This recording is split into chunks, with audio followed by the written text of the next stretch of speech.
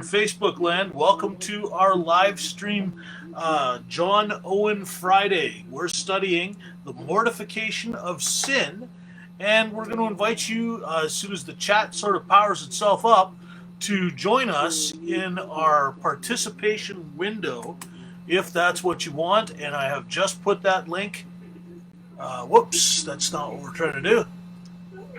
I have just put that link into the chat window, so there's a shortcut from Facebook right to the meeting.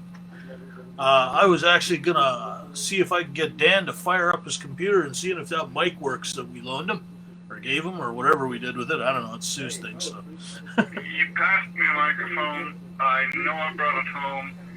I meant to look for where I put it this afternoon. I didn't yet. No worries. We're all here. We can all hear each other. I say, let's get on with the mortification of sin. Hey, Alex, why don't you open a prayer for us tonight? Okay. Hang on a second. All right. Father, we come to you in the name of your Son, and we ask that you would bless this time together as we look at this book together, and we pray in the name of your Son, Jesus Christ. Amen. Amen. Alrighty. So tonight we're starting chapter 10, Seeing Sin for What It Is. There you go. That's about as close as I can get it. So, were you able to find your book there, Dan, or still a no-go on that? No, I haven't even looked for it the past couple days. No worries. All right. So, I'll start this evening. Seeing Sin for What It Is. Preparatory Direction 2. Get a clear and abiding sense upon your mind and conscience of the guilt, danger, and evil of the sin with which you are troubled. So how do we do that? Number one, consider the guilt of it. One of the deceptions of a prevailing lust is to play down its guilt, saying in effect, "Is it not a little one? When I bound myself in the house of Rimmon, the Lord pardon your servant in this matter." That's 2 Kings chapter 5, verse 18. That was what Naaman said when he had to return to Assyria.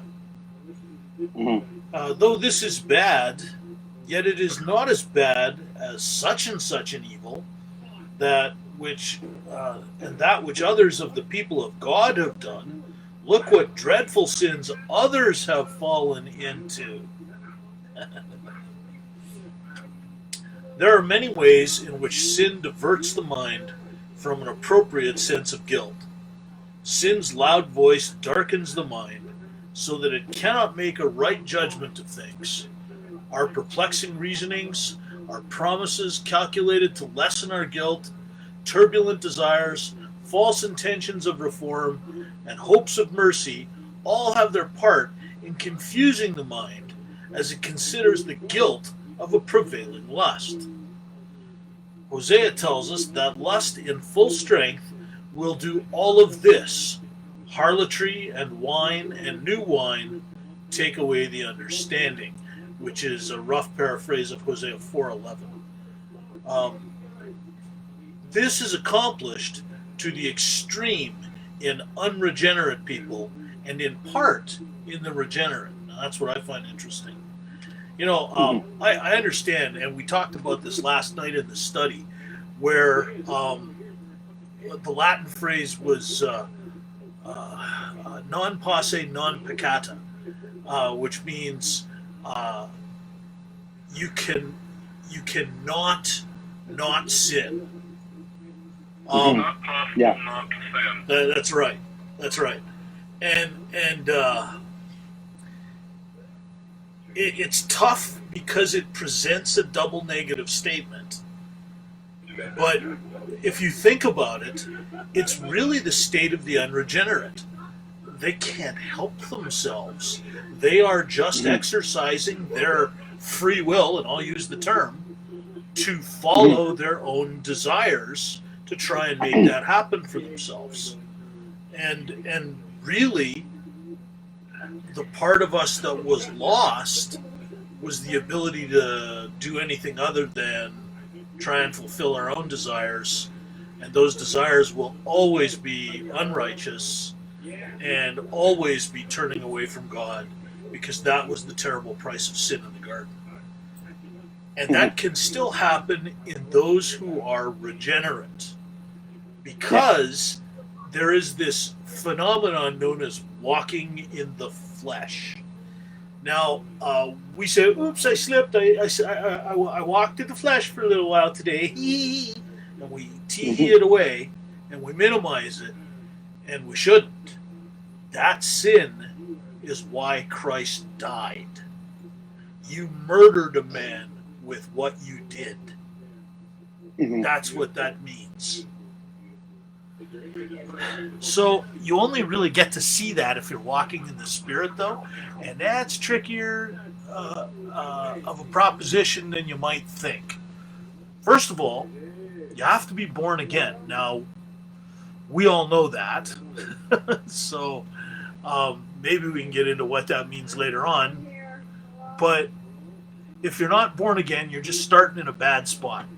There's nothing really you can build on, because there's no work you can do that can bring you to salvation before God, other than the work Christ did on your behalf.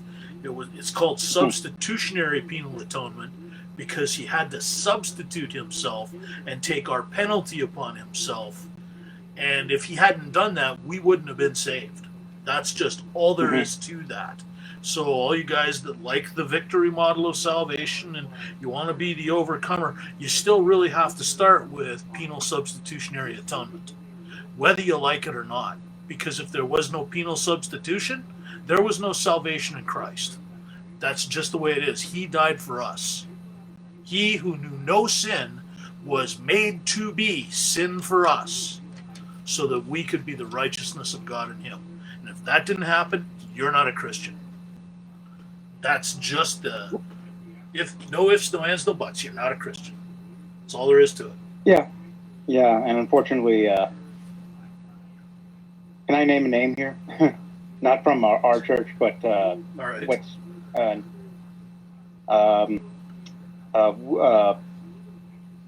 the author of The Shack. I don't remember the name. I didn't enjoy the book very much. First of all, I didn't finish the book. Yeah, no, I got to like chapter 14, and the story hadn't started yet. 14 chapters. Yeah, supposedly. That's what I heard. But 14 chapters in the book. There's a story in that book. Yeah, well, the thing is, I was 14 chapters in, nothing had happened yet, and I frankly just got bored and put the thing down. And I had people swearing up and down in my ear that this was the greatest gift that God had ever given the church. That's the way I was being talked up. By guys you know, actually, Dan. So it's like, I don't know, Alex, did you ever meet Jim Lamb? Yes. Jim Lamb? Yeah, Jim Lamb was talking it up like that. And I had to go back and say, well, Jim, after 14 chapters of nothing happening, I gave up. You know, and he was all enamored with how, you know, God showed up. When he finally showed up, God was a black woman. Well, I don't really have a problem with God appearing any way he wants to appear, but doesn't seem consistent with what Scripture has taught to me. Yeah.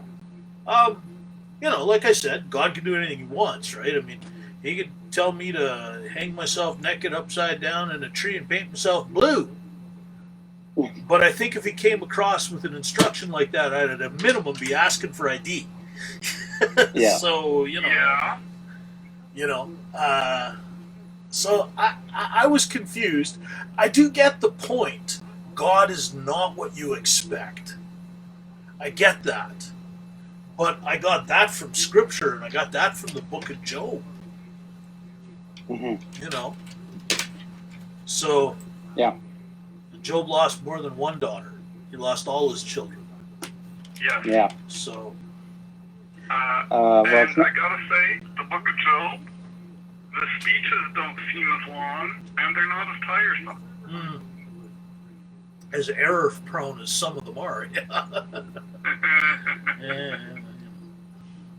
well, the author of The Shack basically says that he basically denies penal substitutionary atonement.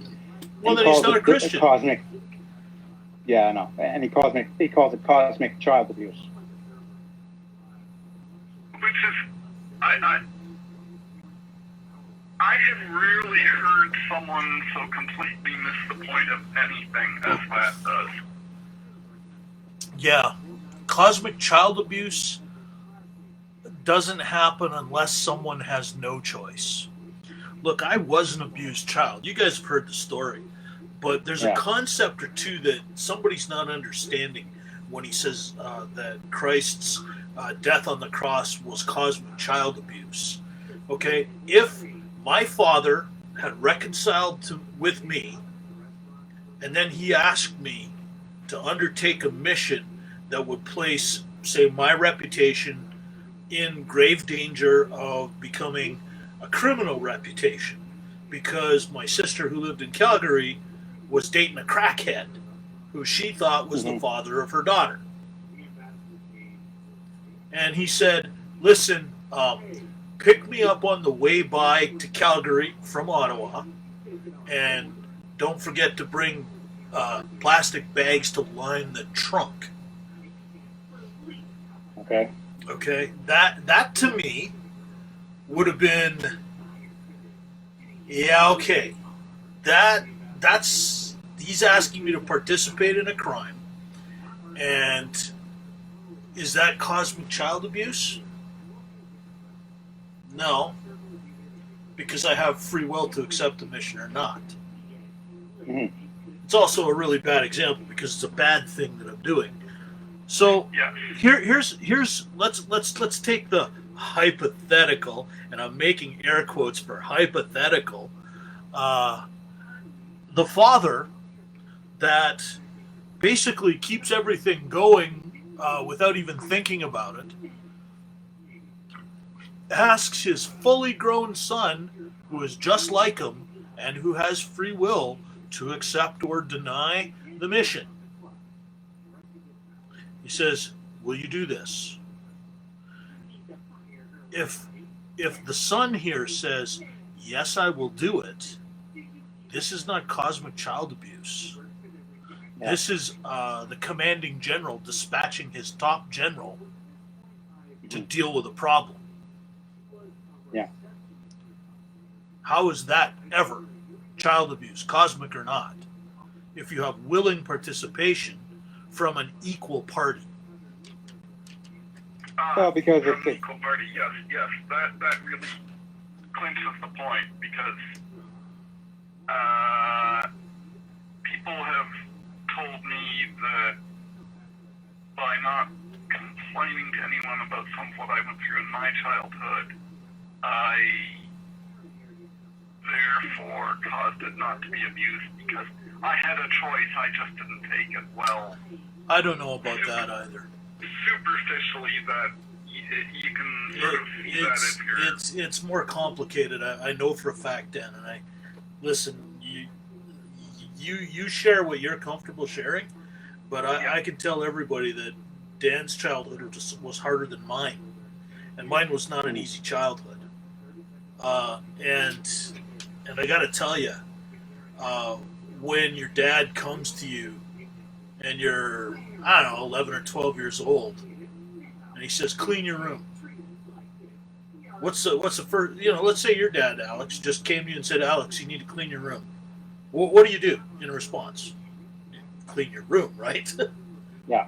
Okay, so I've done that, and I got to be honest, I didn't just clean the room.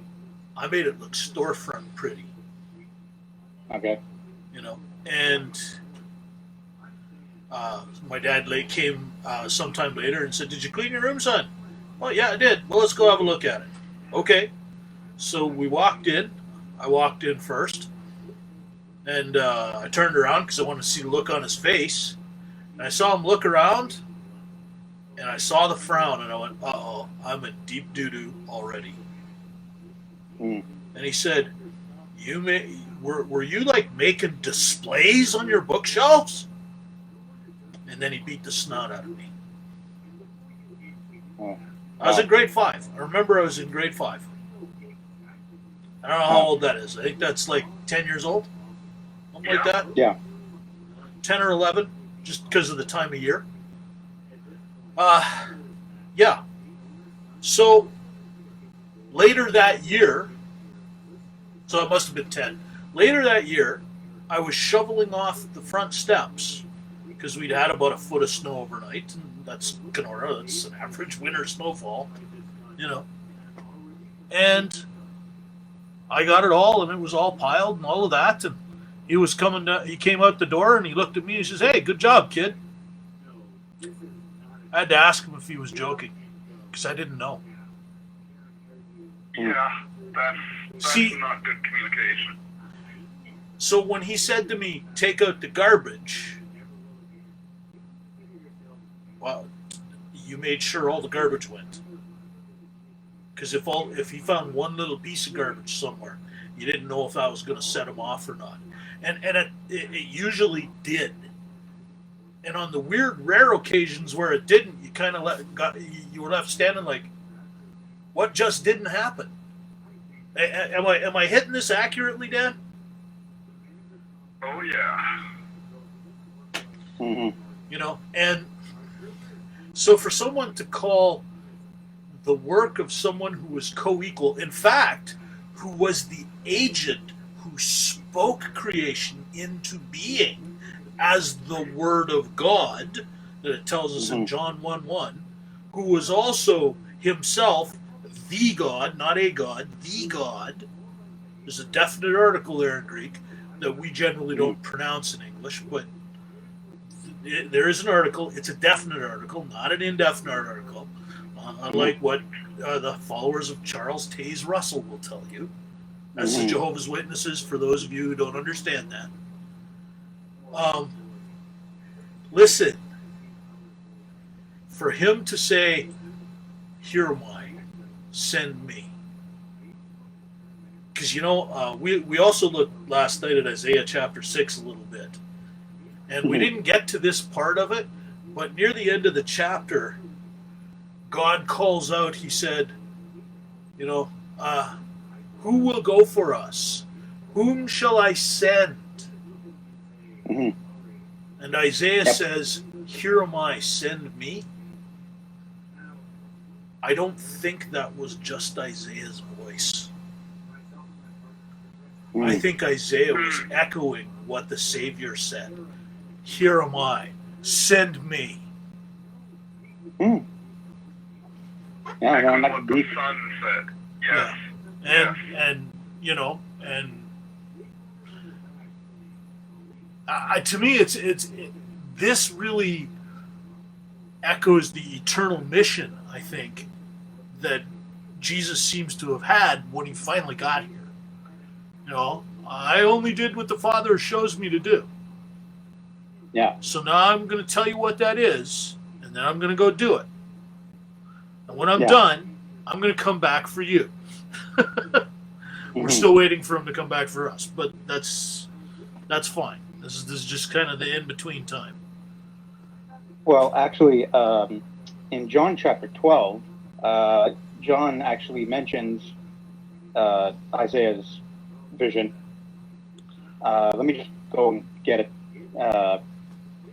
very quickly. Hang on a second.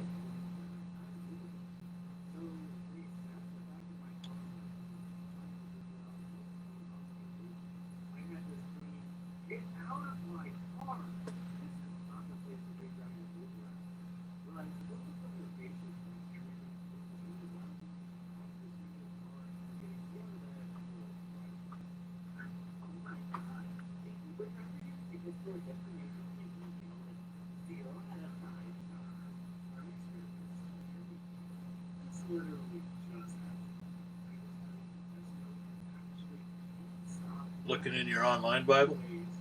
Yeah. Here it is. I'm going to start with verse 37. But though he had performed so many signs before them, yet they were not believing in him. This was to fulfill the word of Isaiah the prophet, which is... Oh, wait, sorry. Wrong one.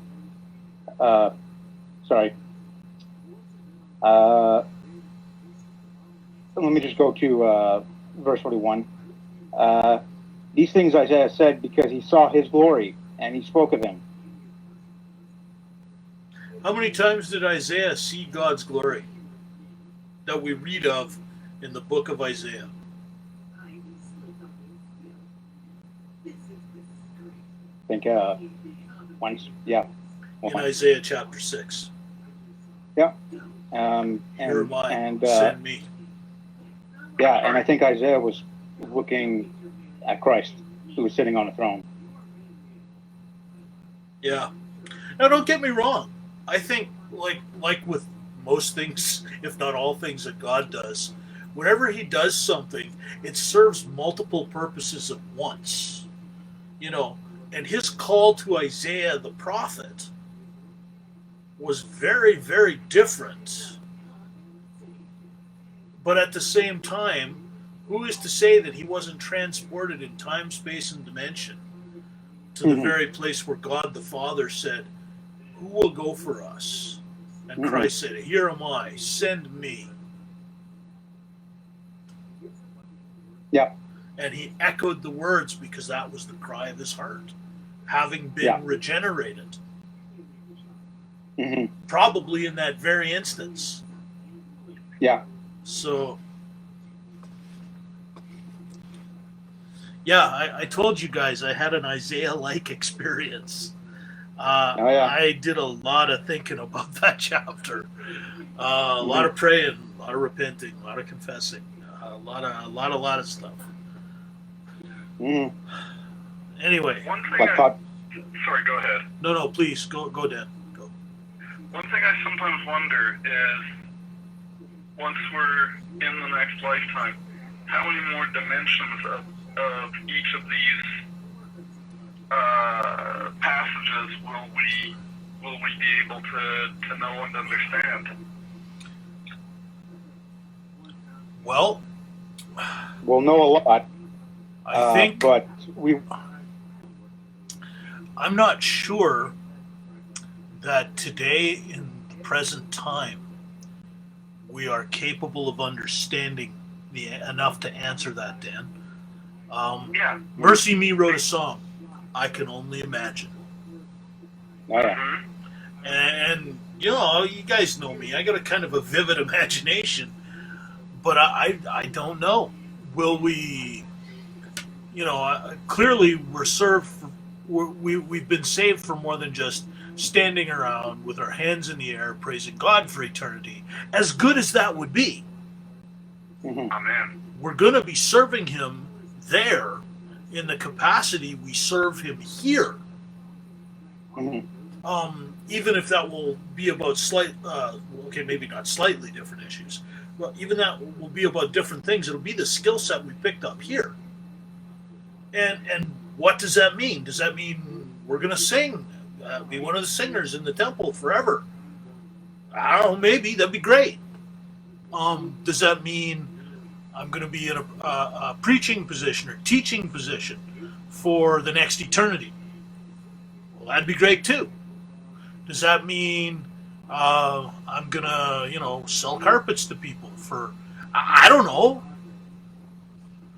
Actually, I think it has something to do with speech and communication because a lot of sales has less to do with the product and more to do with your skill set of presenting the product. Yes. So, as you know, Mr. Salesman. So, it's just... Go ahead. Sorry. Well, here's the thing. God did commission Adam before the fall to work to till the ground and to work the garden, right? Somebody had so he basically gave him work before the fall happened. So I think what's going to happen is that in the new heavens and new earth we will work, but it will not be with the curse. Yeah, I'm looking forward to that because, and don't get me wrong, I actually kind of like my job, but, I mean my retail sales job. I actually have a lot of fun. You get to meet people. By and large, people are civil and they're polite. Occasionally not, but as soon as that happens, you just back way off and let them do what they want to do, and then they'll either come and ask you for help or not, and that's just the way of it. You don't have to get upset because they don't mean it personally, and even if they do, it says way more about them than it does about you. It really does. And I admit I like that a lot, but I'm not really sure how many people are going to want to buy area rugs in heaven. Yeah. So that being the case, what skills am I really using in sales? Am I not using communication skills? Yes. Mm-hmm. I recognize this from my then 5-year-old oldest daughter. She was selling me my summer vacation plans based on features and benefits to me as the customer. Okay. That's exactly how you could look at it. It blew me away. Here's a kid, she's 5 years old. She's a natural salesperson. Surprise, surprise. She's my daughter. But, She's also Sue's. I'm sure Sue would be a good Sue actually did some retail sales too. So yeah, and I'm sure she was fantastic at it. Don't doubt it. Don't doubt it at all. What the really, really interesting bit is I used to think that all of life could be summed up in sales. Everything is a sale of some kind. And everybody is selling something. The only real difference is the currency. Because you can sell an idea to your boss. Right? Yeah. And then I realized, and I thought that way for years. And it's important I say it. I thought that way for a good 15 years, 20 years maybe. And then one day I realized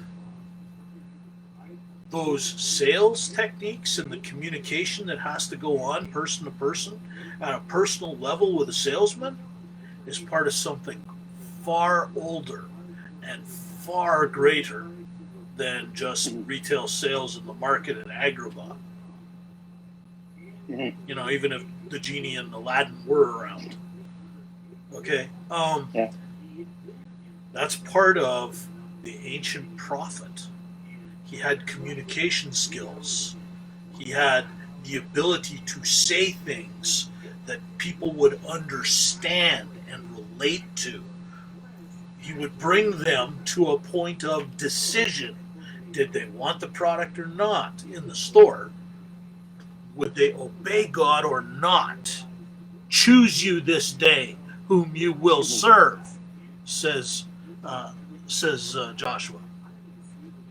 No, well, yeah, but also Elijah. Oh, not just him. It goes back. Come on. Abraham was he was a herdsman, Yeah. But he had how many men? He had a small army. Mm-hmm. That small army went and dealt with 5 kings. Yeah. And even before him. Because Abraham believed God and it was counted on him as righteousness. Well, yeah, he's where it started. He's the father of all the faithful now. Mm-hmm. So, shall we continue? We probably should. This isn't a waste of time, though. No, I didn't say it was. Anyway, he had said, just to bring it full circle, this is accomplished to the extreme in unregenerate people, and in part in the regenerate. This is the walking in the Spirit part that we should accomplish, because if we're not walking in the Spirit, in the regenerate character that Jesus gave us at our justification, we're not really walking as Christians. We're walking in the flesh again. And that's never going to lead us to any good, that's for sure. Or joy. Sorry? Or joy. Yeah, correct. You want to take over here? Solomon teaches? Sure. Solomon teaches that one who is enticed by the adulteress is among the simple, and what he is a young man lacking sense. Proverbs chapter 7, verse 7. Why does this folly appear? Solomon says in verse 23, he does not that it will cost him his life. The young man did not consider the guilt of his action. The Lord teaches us that his dealings with Ephraim did not take good effect because he was like a silly dove without sense. Hosea chapter 7, verse 11. Yeah. Ephraim did not have any understanding of his own miserable condition. Is it possible that King David had lived so long with the guilt of his great sin that his corrupt reasonings hindered him from a clear view of the ugliness and guilt of it? He needed the prophet to awaken him. Through his parable, Nathan broke down David's blindness and self-justification and placed him under the guilt and feeling of his sin. This is the outcome of lust in the heart. It darkens the mind so that it does not rightly judge the guilt of sin. To help in fixing a right judgment of the guilt of sin in our minds, let us consider the following. It's interesting because we do have our defense mechanisms, don't we? Yeah. You know, well, clearly David had engaged some, you know. Oh, yeah. You know what I wonder? Yeah, mm-hmm. I wonder what Bathsheba thought, because she was sitting there with David when Nathan exposed both of them. It doesn't really say. It is probably doesn't really say that she was. She could have, but it doesn't say. I think it that said she was in the throne room. Either way, okay. I wonder what she'd have thought. I wonder what she thought when she heard this stuff. Clearly, David was the sinner here, but I mean, yeah, you know, she was involved. She also could have said no. Maybe she didn't think so. I don't think that's true, but whatever. Well, here's the thing. Her husband, Uriah, would constantly go to war, and she would not. She would not get her needs met, right? So she thought, well, maybe I can get my needs met with the king. And hey, look, it's the king. This could be a good thing, right? Yeah, I hear it. Yeah. And well, the thing is that Uriah basically said to David, I'll go do what you do, what you told me to do, but then when I come back, I would like to go to my wife. Yeah. Or in the Hebrew way, go into my wife. Yeah. Yeah. We all know what the biblical phrase means. Yeah.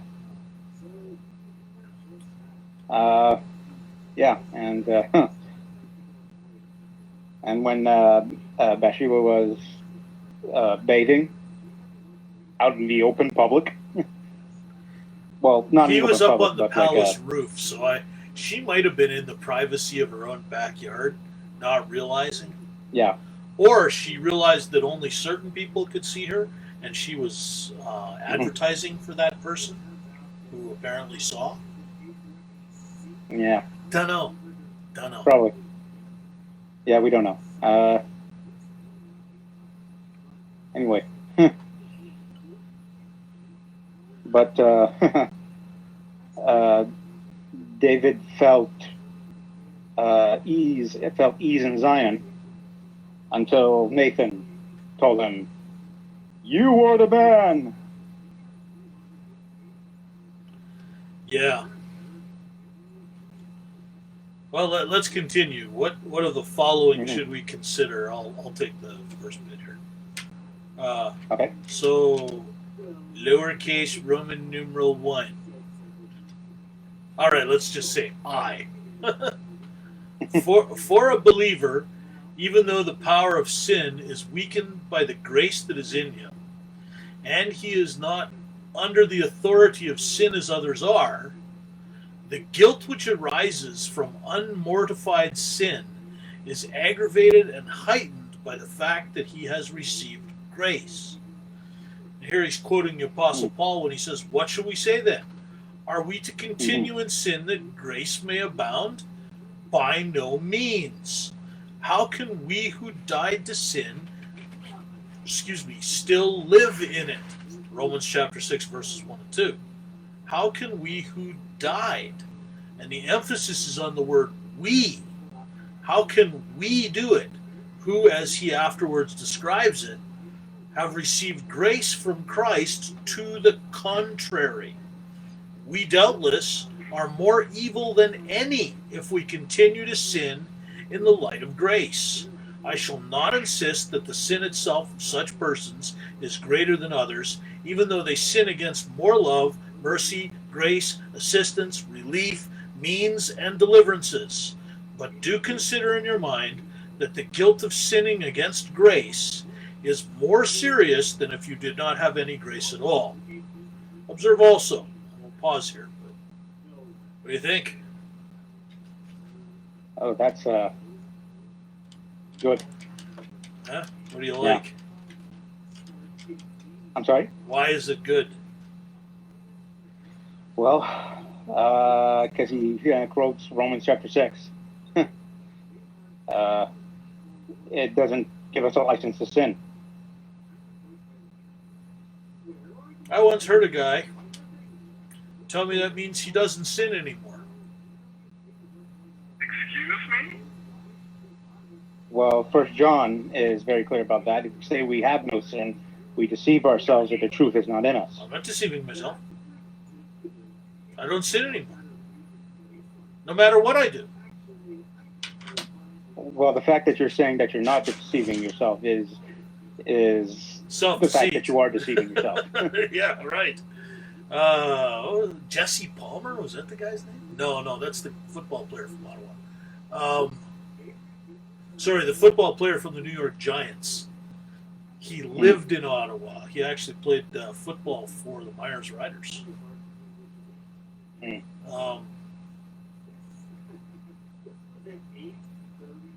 Okay, you don't sin anymore. Okay, have you ever loved the Lord your God with all your heart, soul, mind, and strength from the day you were born until today, perfectly? You know, I'm not sure how he'd answer that.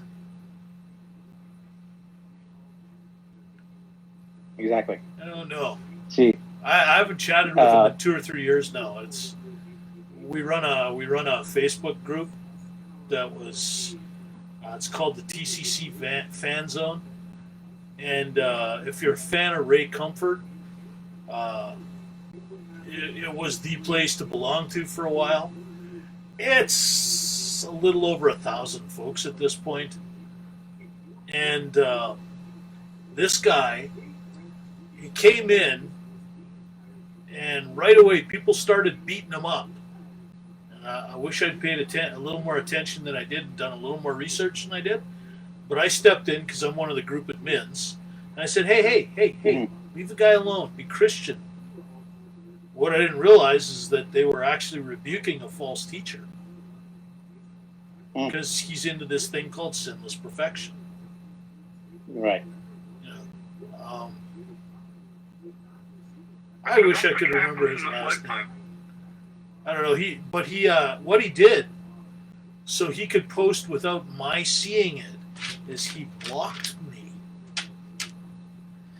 You can't ever block an admin in a group, because as soon as somebody comes to me and complains, the very first thing I will do is go look for the post. And if I'm blocked and can't see it, well, the cat's out of the bag, isn't it?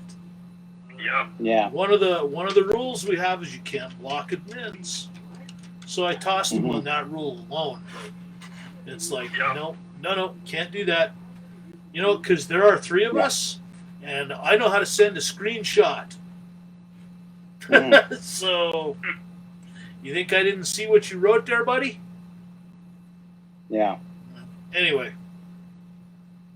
haven't heard from him since, but he liked. He was a Ray Comfort fan, legitimately, because he liked his going out and witnessing all the time. You know, open air preaching, and I don't know. It was kind of weird because I watched his open air preaching video that he posted once, and it looked more like he was just there to shout insults at people and kind of drag them down. But you know, I've seen people do that with success, so I figured at that time, well, you know, I'm not going to judge, but okay, maybe I should have applied the Crino a little more liberally, yeah.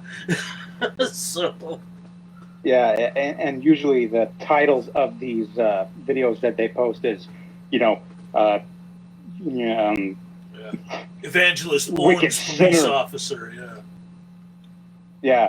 wicked sinner wants to punch preacher, right? I don't know a single preacher that would put that up. Well, there's a couple of King James onlyists who do what they call soul winning. Oh, is that what that was? What do they call it? Soul winning. Yeah, that's kind of my reaction. I kind of froze there for a little bit, and I said, okay, that's not what that was. That was dial-in argument. That's what that was like calling the Lowell Green show. I mean, sorry, that's an 80s thing. That's an 80s thing. Oh, you mean well, Green actually, still doing that? I don't think he is anymore. I think he's retired by a couple of decades at this point. But yeah, well, it kind of felt in the 1980s that it had been going on for a few decades. But anyway. Yeah, but eventually you get too old to do this stuff, and I think that was at about the year 2002, maybe, is the last I think I heard of Lowell Green. My understanding is he's still around. He lives in Ashton, Ontario, which is, you know, just outside of Carleton Place, about 30 miles from here. Yep. In fact, he lives near the Dwyer Road turnoff, and about 4 miles from the JTF-2 training base. And for those of you out there on Facebook who don't get the alphabet soup, JTF-2 is Canada's version of the Navy SEALs. So that might help you. What? With one rowboat and a broken oar? Yep, that's what makes them so good. They can improvise.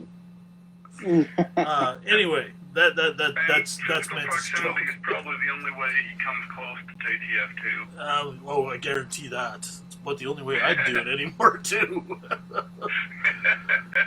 We didn't have JTF-2 when I was that age.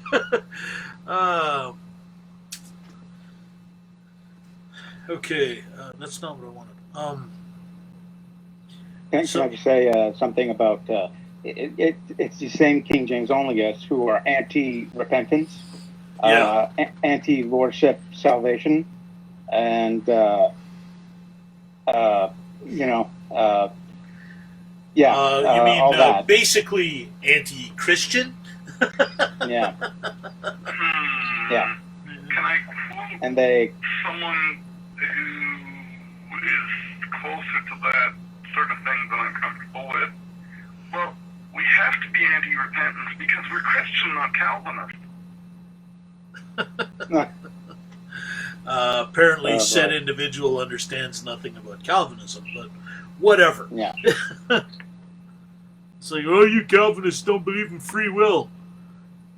I never said that, and I is one. Yeah. It took me a while to realize I was one, but actually, Dr. Steve Lawson helped a lot with that. Yes. Yeah. He not only you. No, but with me, I actually had the chance to ask him a personal question, and the answer that he gave me told me the right place to look for the answers. He didn't just give me the answer, but he told me where to look for it. So when he didn't just give you a fish, he gave you fishing instructions. Pretty much. And, I'm a pretty good fisherman from way back.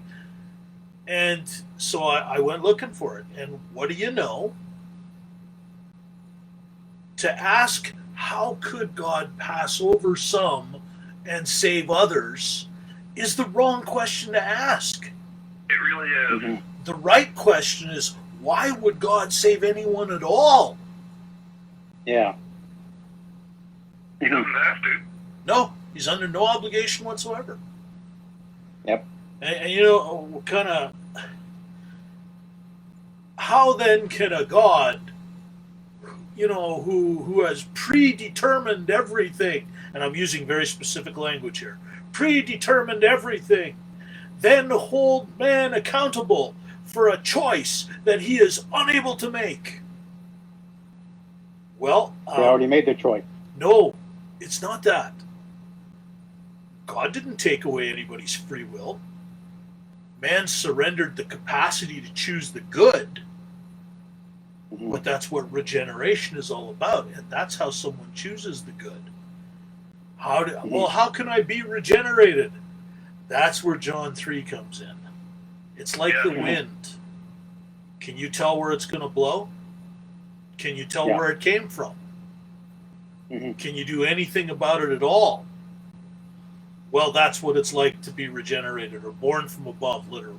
It's regenerated is based on the Latin translation of the word, but the actual Aramaic word means born again or born from above, and from what I understand from scholars, that's deliberately vague. So basically, Jesus was playing word games with Nicodemus to amuse himself, which, I don't really have a big problem with that. The man had a sense of humor, or still has. Yeah. He's still alive. I know he still loves me. But anyway. Can I just add? Yeah, go ahead. Just a quick comment. The term regeneration actually comes. John was borrowing from the Old Testament again. Yeah. He was borrowing directly from Ezekiel chapter 36.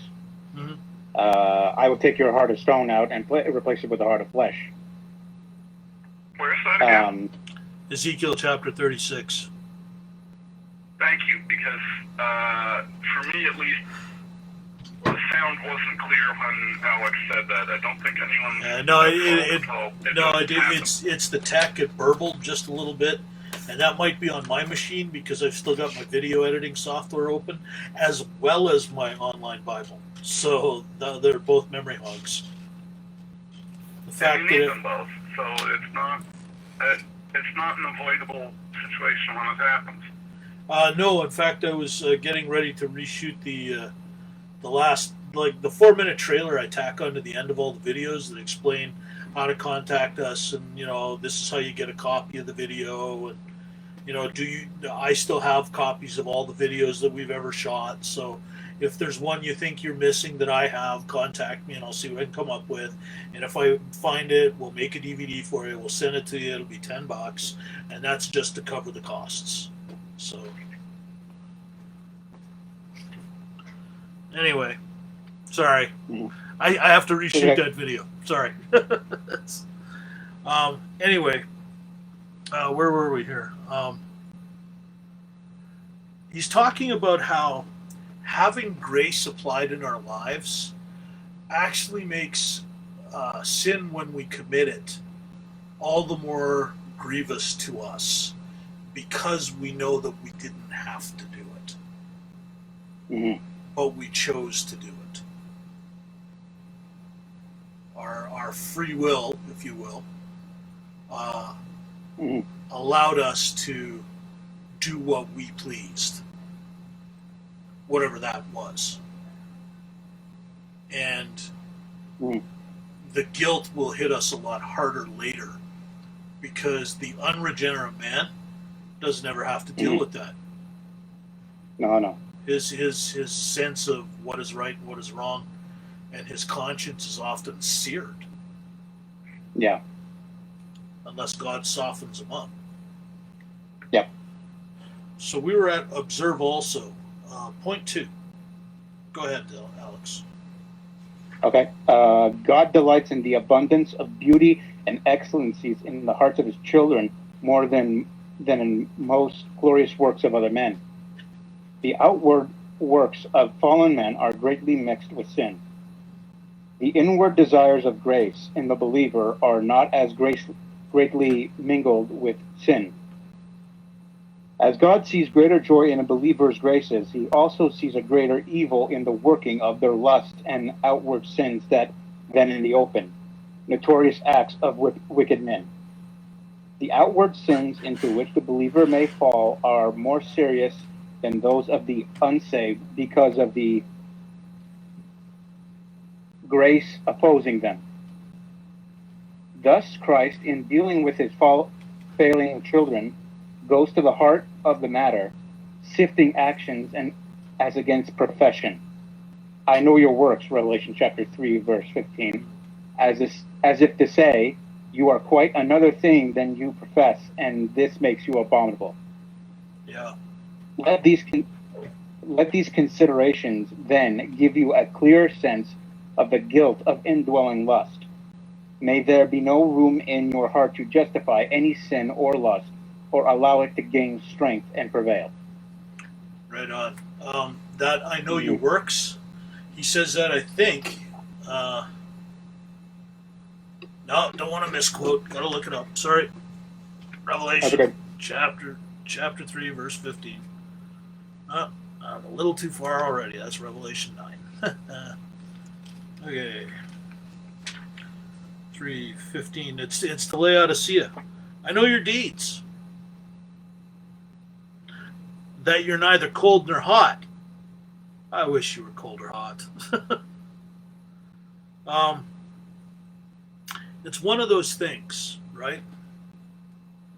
Because he's not the only church that he says, I know your deeds. He's pretty plain here. You're neither cold nor hot. I wish you were cold or hot. Laodicea was actually between I can't remember the name of the one at the bottom of the hot spring river.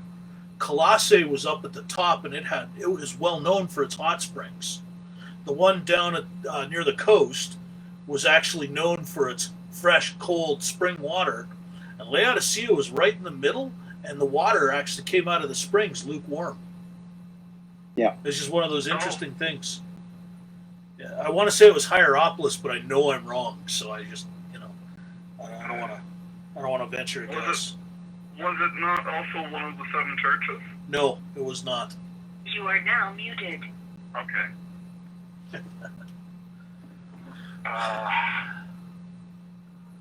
Yep. You are now unmuted. Yep, the mute monster got me. Sorry. So. Well, it usually gets you for like 10 times longer than that. Well, the phone is sitting right on my desk, and I grabbed it really quick. But he also says something similar to the church at Sardis. I know your deeds. And I think this actually would have fit better with what John Owen was saying. Listen to this. Verse 1, I know your deeds, that you have a name, that you're alive, but you're dead. Because what did hang on. What was John Owen saying here? He was saying, I know your works, as if to say you're quite another thing than you profess, and this makes you abominable.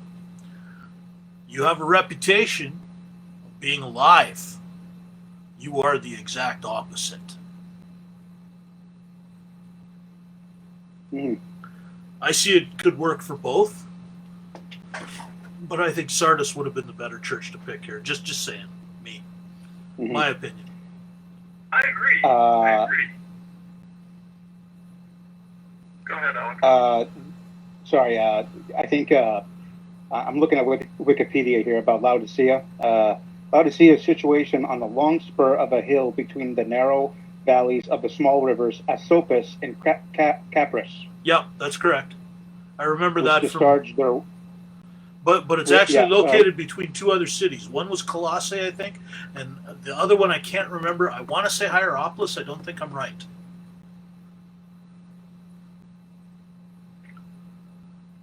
oh no, you're right. No, you're right. Oh, okay. I did get it right. It was approximately 17 kilometers or 11 miles west of Colossae and 10 kilometers, 6.2 miles south of Hierapolis. Yeah. And Hierapolis, if I'm not mistaken, had really refreshing cold spring water. Colossae had the piping hot springs. It might have been flip-flop, but I don't think so. And Laodicea, stuck in the middle, just had the lukewarm stuff. And I don't know if you guys have ever drank lukewarm water. I'm sure you must have tried it. It's like, you almost yucky. involuntarily spit it out. Yeah, it's like, oh, there's nothing refreshing about this at all. You know, it's like drinking. I mean, even if you drink, like, you start to make tea, and you forget to put the tea in. Just sipping the hot water can be refreshing.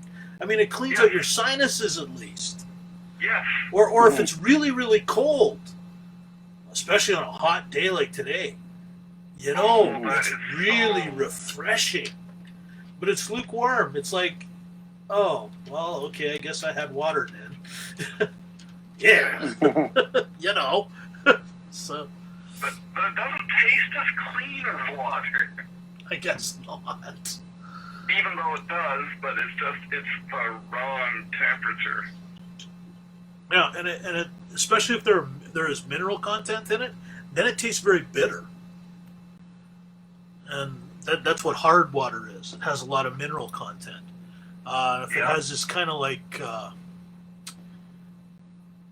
almost like brimstone smell, it's because it's got sulfur in it. And that's a horrible drink at lukewarm temperatures. It's not. I mean, it's not good at cold. It certainly sucks hot, but it's horrible at lukewarm. Anyway, may there be no room in our hearts to justify any sin or lust, or allow it to gain strength and prevail, because we don't want to be like that. Judge not, lest you be judged. Twist not Scripture, lest you be a devil. Yeah. You know who I learned that from, don't you? Oh, of course I do. I don't know. Nope, wasn't you. Wasn't him either. Actually, it was from Alex where I first heard that phrase. But were you quoting Steve Lawson? You said that? No, I was quoting Paul Washer. Oh, okay, there you go. Okay. Twist not Scripture, lest you be like the devil, because that's not what that verse means. Mm. All right, so let's go on. Let's go on, because long way to go, short time to get there, kind of thing. So that was his first point, just for those of you who are keeping score, to consider the guilt of it. His second point now we'll start is consider the danger of it, which is manifold. Danger number one, being hardened by the deceitfulness of sin. Take care, brothers, lest there be in any of you an evil, unbelieving heart, leading you to fall away from the living God. But exhort one another every day, as long as it is called today, that none of you may be hardened by the deceitfulness of sin. Now, for those of you that think you might recognize that, that's from Hebrews chapter 3, verses 12 and 13. I actually like John Owen's translation of that. Beware, he says. Use all means. Consider your temptations. Watch diligently. There is a treachery, a deceit in sin that tends to the hardening of your hearts from the fear of God. This hardening is so serious that your heart becomes insensitive to moral influence. Sin leads to this. Every sin and lust will make a little progress in this direction. You who at one time were very tender and would melt under the influence of the world and under trials will grow sermon-proof and trial-proof. You who used to have great assurance of God's love, trembling at his presence, the thought of death, and your appearance before him, will now have a hardness in your heart that remains unmoved by these things. You will have no more conviction in your soul about your sin. You will be able to pass over spiritual duties like prayer, hearing, and reading with your heart not in the least affected by them. Sin will be a light thing to you, and you will not much be troubled about it. And what will be the end of such a condition? Can a sadder thing happen to you? Is this not enough to make any heart tremble to think of being in such a state? Alongside of this, you will have little thoughts of his grace, of mercy, of the blood of Christ, of the law, and of heaven and hell. Take heed. This is the outcome of harboring your lust, the hardening of your heart, the searing of your conscience, the blinding of your mind. You are now muted. He's just been muted again. Please press. You are now unmuted. Sorry, Dan, mute monster got me again. Thing is when the mute monster gets me because of the way we're set up this evening, he also gets you. Oh, okay. Yeah. I'm glad I didn't try to speak then. Oh no, we can hear you. You can't hear us. Anyway, the hardening of your heart, the searing of your conscience, the blinding of your mind, the dulling of your affections, and the deceiving of your whole soul. Oh, we got to pause to comment on that. Yes. Mhm. You know, we talked about this last night in the scriptures in 1 Corinthians chapter 3. And okay, because I mentioned it's in 1 Corinthians, I have to mention that all the letters that Paul wrote to the Corinthians that we know of were correctional in nature. The letter we call 1 Corinthians is actually the second corrective letter he wrote. The first one has completely vanished from history. We call it the missing epistle. But he refers to a third letter in his fourth letter, 2 Corinthians. And all of those letters were corrective. I don't know if we have a copy of the third one. I think we must somewhere. Because nobody says it's lost. So I got to go looking for it, and I haven't managed to remember to do it yet. Because I'd like to see what that one says. But anyway, Paul took up at one point in the chapter a construction analogy, and he basically said, look, if you're saved, you're building on the foundation of Jesus Christ, which was laid by all of us, his apostles, and that's the prerequisite. Because if you haven't got that, well, you're not really building. You're not really building the temple of the living God, which he talks about later in verses 16 and 17. We won't go there for the moment, but and he said, everyone needs to pay attention how they build, and look, every Christian is building on this foundation. But you need to take real care about how you do your building, because there are building materials. There's gold and silver and precious stones, and then there's wood and hay and stubble, or straw, if you like. By the way, straw is used to make bricks, but we're not making bricks with it here. We're just using it as filling material. And everyone needs to pay attention to the kind of work they're doing and their building materials, because there is a day coming where the Lord Jesus Christ himself is going to test every person's work that has been involved in this kind of work. And he even tells us what that test is going to look like, so we know how to prepare for it ahead of time. Just like we used to try and find out from the professors in university what to study, so we would know what was on the exam roughly, and we could prepare appropriately. He says, the test is fire. So, if you know ahead of time that the test is fire, and you choose to build with wood, hay, and straw, you're an idiot. I'm sorry. There's the Greek word moros. That's where we get our English word moron. That's Well, what you are if you make that kind of choice. So you need to choose gold, silver, precious stones. Heat and pressure make those things even more beautiful than they start out. And when God has so much more to give us than just, we're all going to get. Get monster again. yep. Please, you are now unmuted. Yes, and sorry. but I mean, if we're going to go and if the goal was, oh, let's just be a good person so I can go to heaven when I die and sit on a cloud and strum a harp forever. Well, what if harp strumming and cloud sitting isn't your jam? Do you really think that's what God wants for all of us?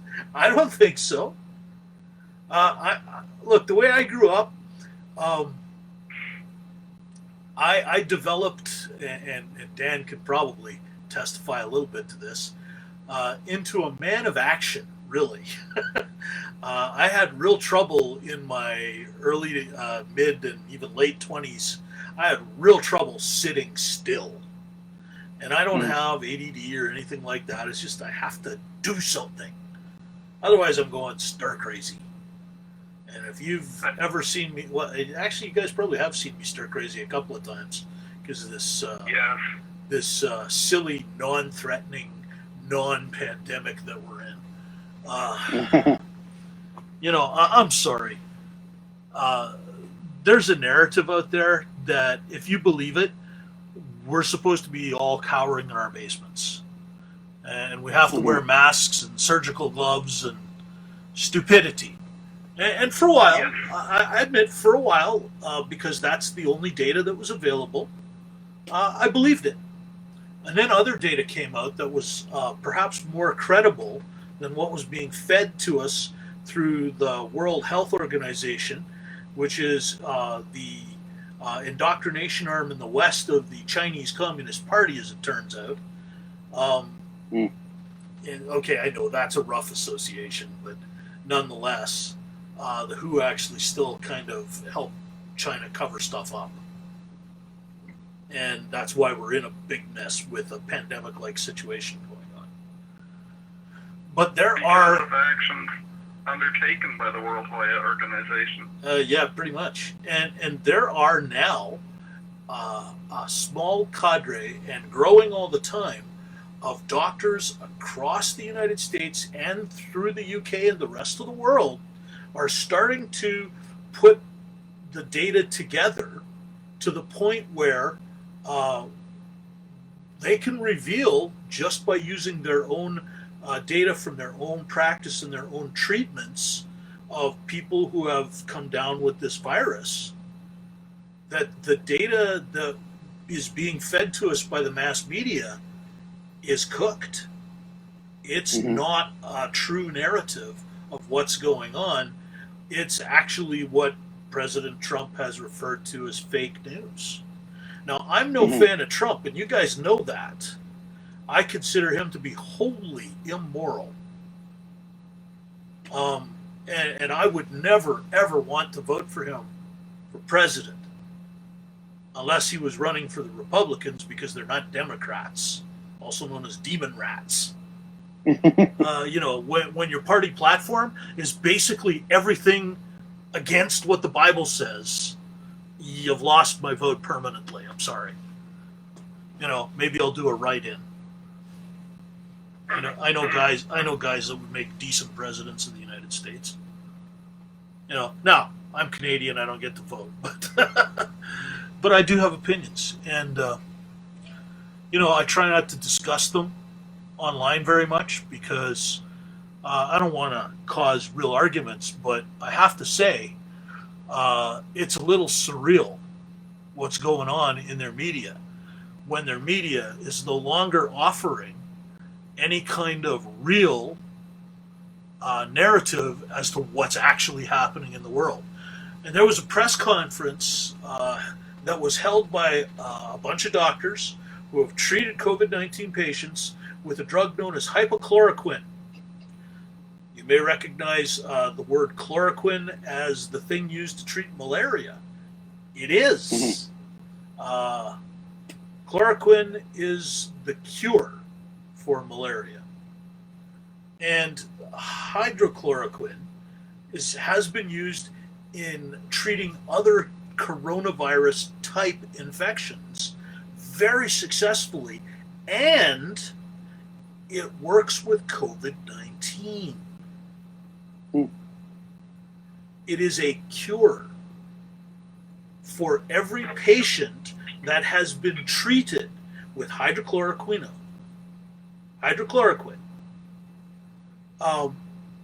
They have recovered or are recovering. No one died.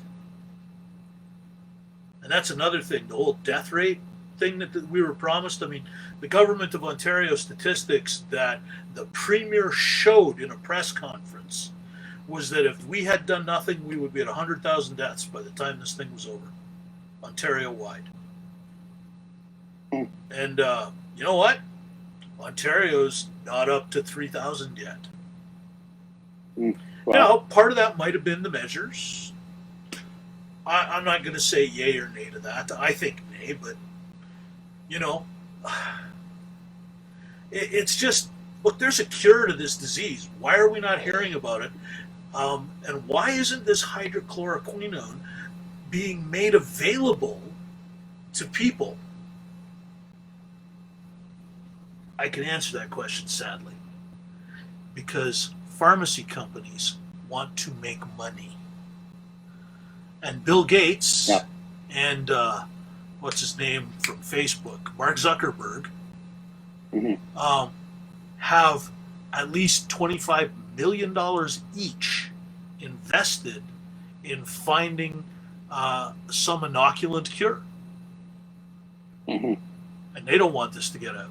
So every time this story gets posted, Facebook nixes it.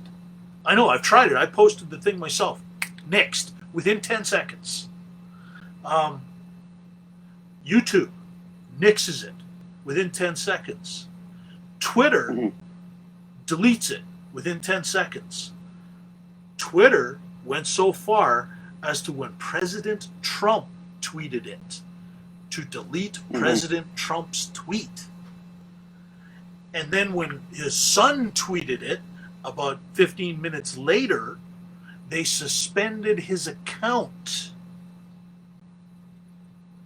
And you're going to tell me, are you going to tell me now there's no kind of conspiracy to keep people in the dark and afraid to go out on the street and talk with their neighbor? Yeah, you can't say that now, can you? No. By the way, I've seen the video of the press conference. There's a link that's not controlled by any of the big tech companies that I could probably try and dig up and email to you guys. I'll try and remember to do that later. But I'm telling you, this is a false narrative that you're getting out of CNN and even Fox News at this point. You know, I'm no fan of Fox News either, but I think they're trying to play ball at least. You know, they're generally at least good as if the same facts appear on both Fox and CNN, there's a chance that they're actual facts instead of made up facts. Yeah, and that's the big problem, right? We especially in the West here in Canada and the United States, somewhat Mexico, a lot of the Central American countries, South America, particularly countries like Brazil and Argentina, Uruguay, Paraguay, where freedom reigns a little bit more than it does in other places on the globe sometimes. It's kind of strange that nobody has stepped up to the plate, but then it's not. Because think about Breitbart News. That's a truly conservative news outlet. When's the last time you've ever seen one of those pop up on your news feed on Facebook or YouTube or Twitter or anything like that, unless it's been deliberately shared by somebody you know? or even news.google. Yeah, well, especially not news.google. And here's why. All of the big tech have shut them down. There have been a series of leaked emails that Breitbart has obtained. Or is it Breitbart? I think it's Breitbart, but whatever. Breitbart has obtained, and I think eventually they're going to form the basis of a lawsuit against big tech because they are shutting down what is really the free media to run some false narrative. Mm-hmm. And look, if there's ever been a time for men of God to stand up and stand their ground, that's now, brothers. That's now. Mm-hmm.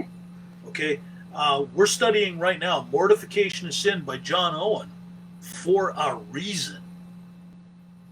And that reason has to have something to do with all of this stuff.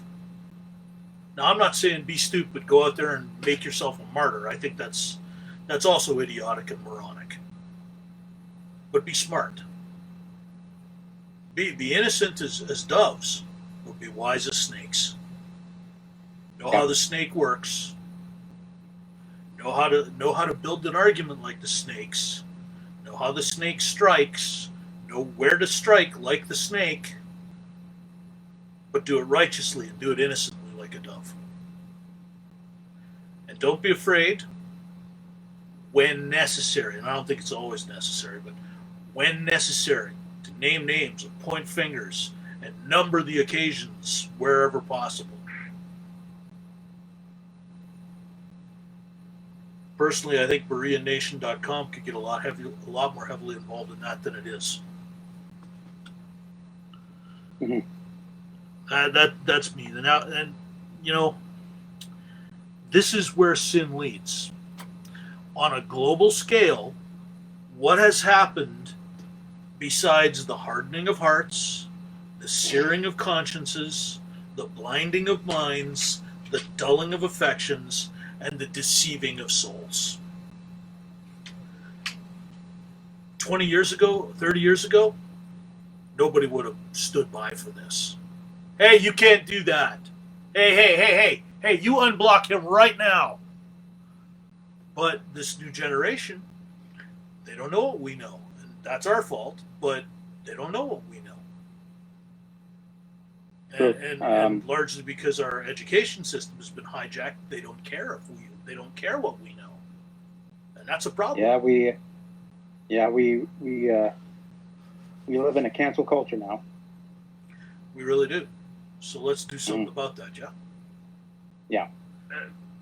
The education system isn't even subtle about how much the teachers' unions and their cronies in the Ministry of Education, well, all 10 of the Ministries of Education actually, hate Canada. I mean, they show it by suppressing Canadian pronunciation.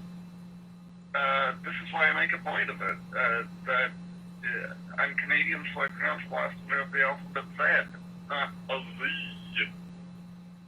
Yeah. No, you know, I get it, and your point is worth mentioning.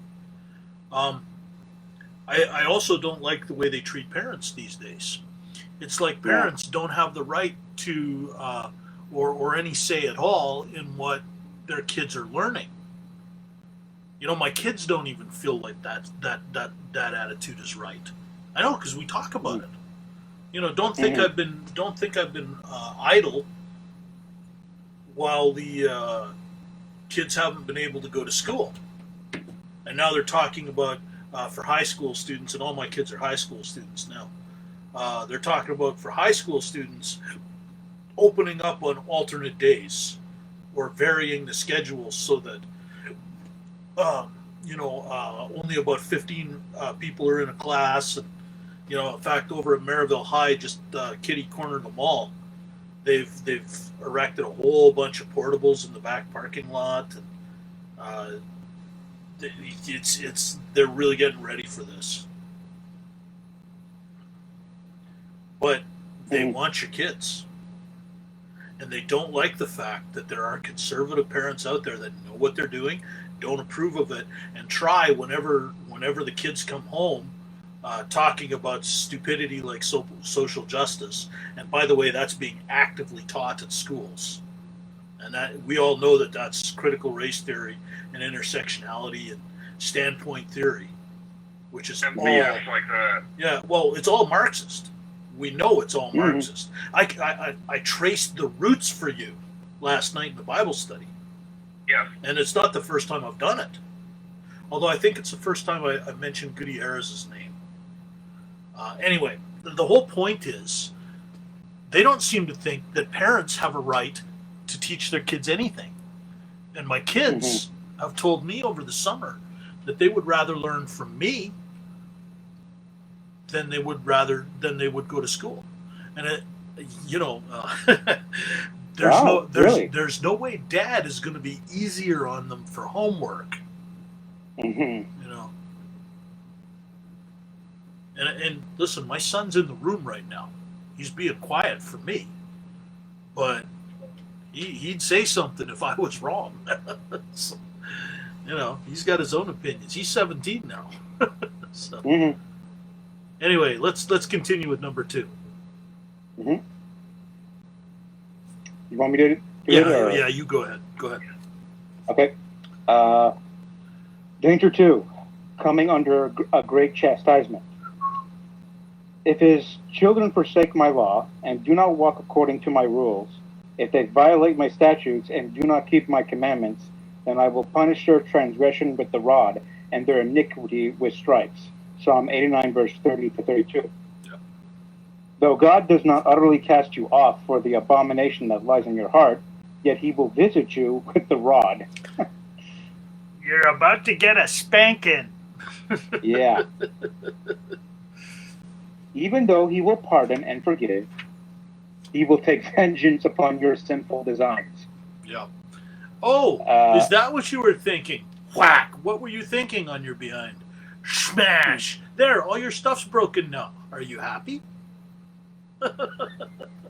Well, Proverbs actually says, he who spares the rod hates his child. Spoils the child. Son or spoils daughter. The child. Spare the rod, spoil the child, essentially. So, yeah.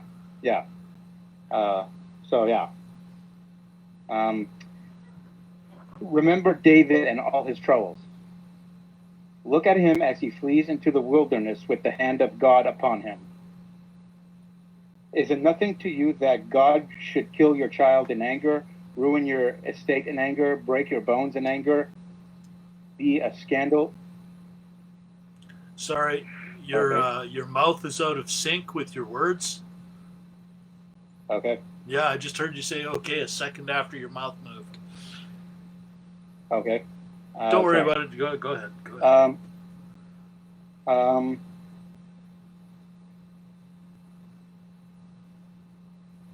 Okay. Is it nothing to you that God should kill your child in anger, ruin your estate in anger, break your bones in anger, suffer you to be a scandal and reproach in anger, kill you, destroy you, make you lie down in darkness in anger? Is this nothing to you that he might punish, ruin, and undo others because of your sin?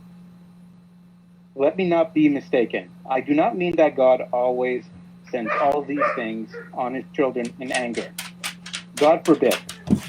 But this I will say, when he does deal with you in such a way, and your conscience bears witness with him that you have provoked his judgment, you will find that his dealings will be full of bitterness to your soul. If you do not fear these things, I fear you have been hardened by sin. That's very interesting. How do you think I know that God went, oh, smack, there's your spanking, smash, oh, all your stuff's broken now, you happy? How do you think I know that? Because they were idols, I think. You paid a little too much attention to them? Yeah, probably, yeah. Now, having said that, at the time I was kind of angry about it. I'm not anymore. You know why? all that stuff was killing me or holding me back. I'm not sorry about that anymore. Mhm. Shall we go on?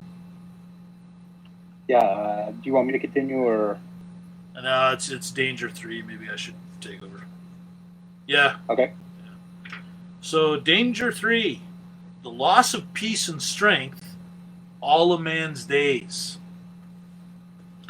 To have peace with God and strength to walk before Him is the goal of the great promises of the covenant of grace. In these things, is the life of our souls. Going on without these in reasonable abundance is to die while we live. What good will our lives do us if we do not see the face of God, sometimes in peace, or do not have a measure of strength to walk with Him?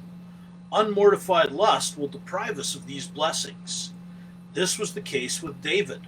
How often did he complain that his bones were broken, his soul disquieted, his wounds grievous on this very account? Because of the iniquity of his unjust gain, I was angry. I struck him. I hid my face and was angry. But he went on backsliding in the way of his own heart, says the Lord in Isaiah 57:17. Who's he talking about there?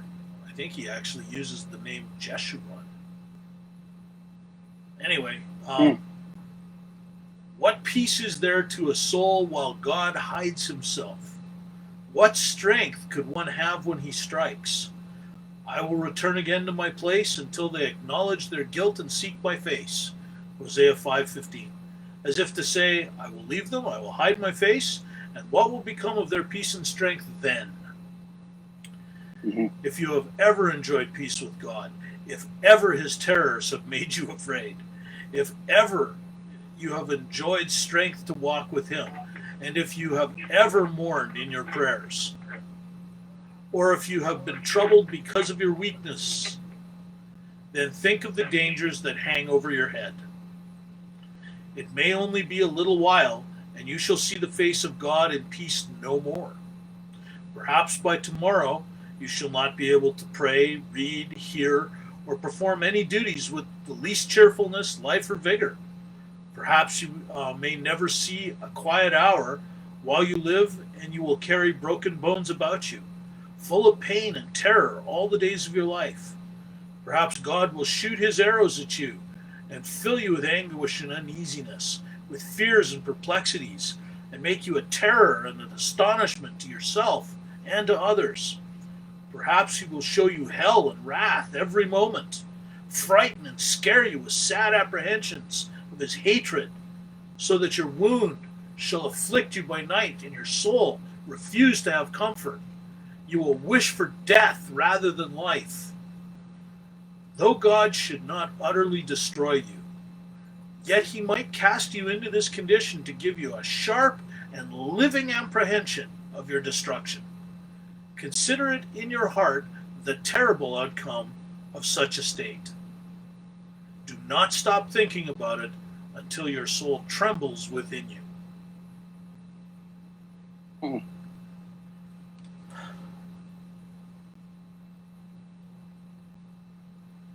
Wow. Yeah. Not much else to say you to that, basically- is there? I got a lot to say about it. No, but you know what I mean. I do. There's nothing to say in response to that except what Job said. Your God, I got nothing else to say. Yeah. I cover my mouth. And I repent in dust and ashes. You know, I've been where he described. You took the ride with me for part of it.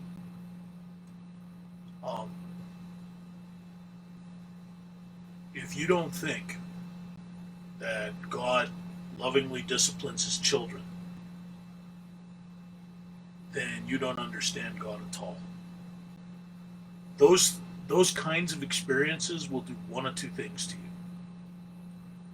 They will either drive you away, or they will draw you nearer to him because you see finally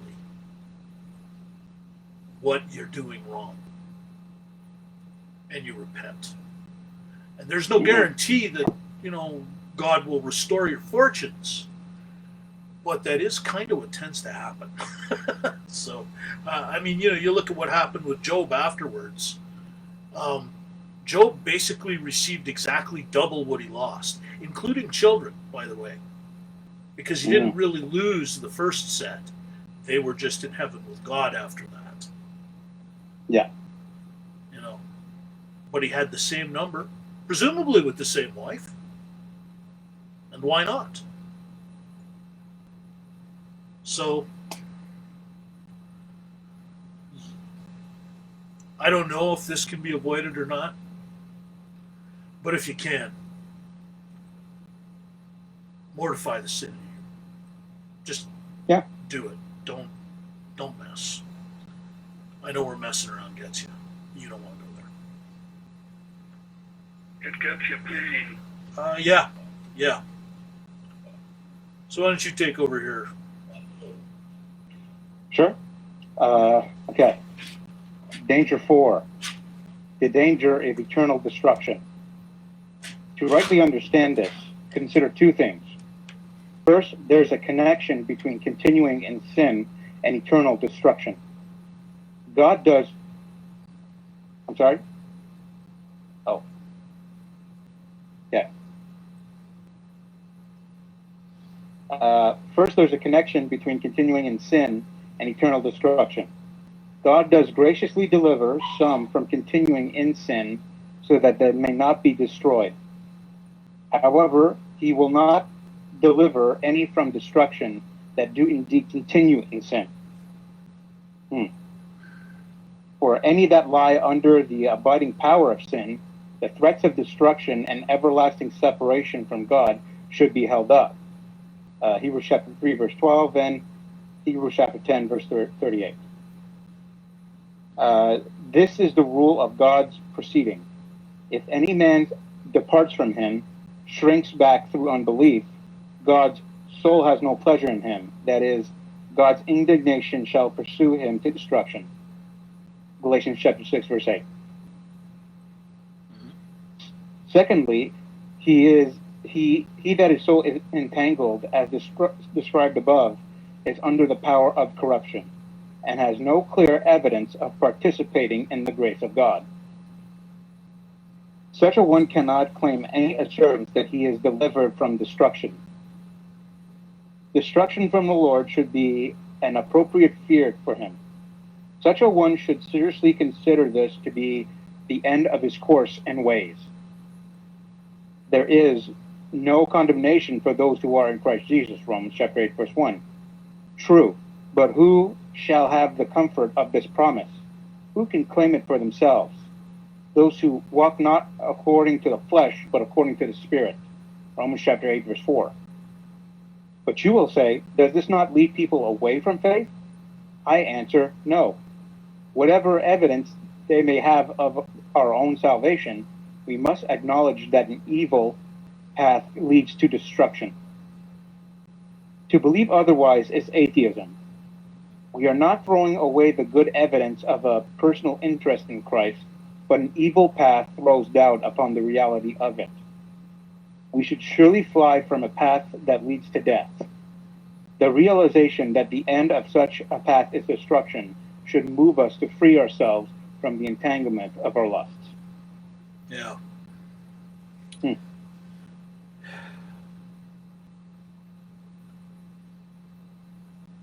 Yeah, I think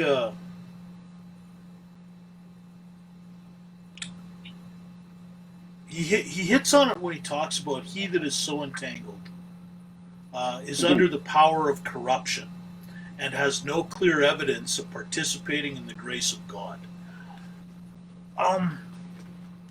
To put that into modern English, if you and actually the terms we tend to speak in when we're talking about stuff like this between the three of us or the 6 or 7 of us that sometimes have lunch on Sundays, which can happen this Sunday, by the way. I'm not working Sunday. Oh, good. Yeah. It goes like this. If you are not showing the fruit of the fruit is singular, of the Spirit in your life, love, joy, peace, compassion, long suffering, understanding, ending in self-control, Mm-hmm. there is no real evidence that you are the Lord's servant. You're not his child if you're not showing his fruit. Okay? So you can talk about the gifts of the Spirit all you want, and I say this to my Pentecostal brethren with reverence and with respect. You can display your babbling and call it speaking in tongues, and you can say your made up garbage is the interpretation of the tongues, or you can try to lay your empty hands on somebody's empty head and heal him of whatever disease you think he's got. But if you're not showing love, joy, peace, long suffering, understanding, kindness, self control, sorry, my brain's doing a fart here. I can't remember them all. But and that's bad. But if you're not showing that, I don't care what gifts of the Spirit you say that you're not his child. You read 1 John chapter 1, and you tell me that these apostles who were eyewitnesses to all of this happening would look on what you're doing right now and say, brother or sister to you. I don't think that would be the case, because I don't think you're displaying the proofs of regeneration. There has been no change in your life. And I used to sit under the ministry of a guy who said it like this: if the difference in your life makes no difference, then there's no difference. You're not saved. You need to repent. You need to turn to Christ. Of course, he was also into decisional evangelism. That's another issue. But the point is, if you're not showing the fruits, you have real reason to worry here, because such a one cannot claim any assurance that he's delivered from destruction. Destruction from the Lord should be an appropriate fear for him. And wouldn't it suck if you ran all the way to the end trying to be saved, struggling to mortify the sin unsuccessfully your entire life, and you get to the end and you realize that really you hadn't made Jesus your Lord, and now it's too late? Yeah. What then? Nothing. There's a song I listen to every once in a while. I realize not everyone appreciates the music of Glenn Kaiser, but and if you've ever heard of Resurrection Band, that's Glenn and Wendy Kaiser and a couple of guys playing instruments. The song's called "The Year 2000." Interestingly, it was written in the 1980s, but that being what it is. Okay. You locked the door. You locked your heart. You locked your heart. How will you face the endless dark? Mm-hmm. Wow. Sounds to me as though the you in that song locked him or herself out in that darkness. Yeah, it's the whole. It's the last verse, right? And it's where will you go? What will you do when your life comes crashing down on you? You locked the door. Or no, you closed the door. You locked your heart. How will you face the endless dark? And it's Wow. now I heard that song as a Christian, and I sat there and I went, "Wow, that blows me away." What about the guy who said no, no, no, no, and bang, it's the end of his life? Now what? You know, one thing that my systematic theology professor in Bible college kind of got right, because he didn't get very much of it right, God bless him, is that your character is fixed at death. You do not have further opportunity to change it. Yeah. And if you find yourself ultimately having blasphemed the Holy Spirit by not being drawn to Christ during your lifetime, then what? You know, we often talk about how hell is eternal separation from God. I'm kind of revising my opinion.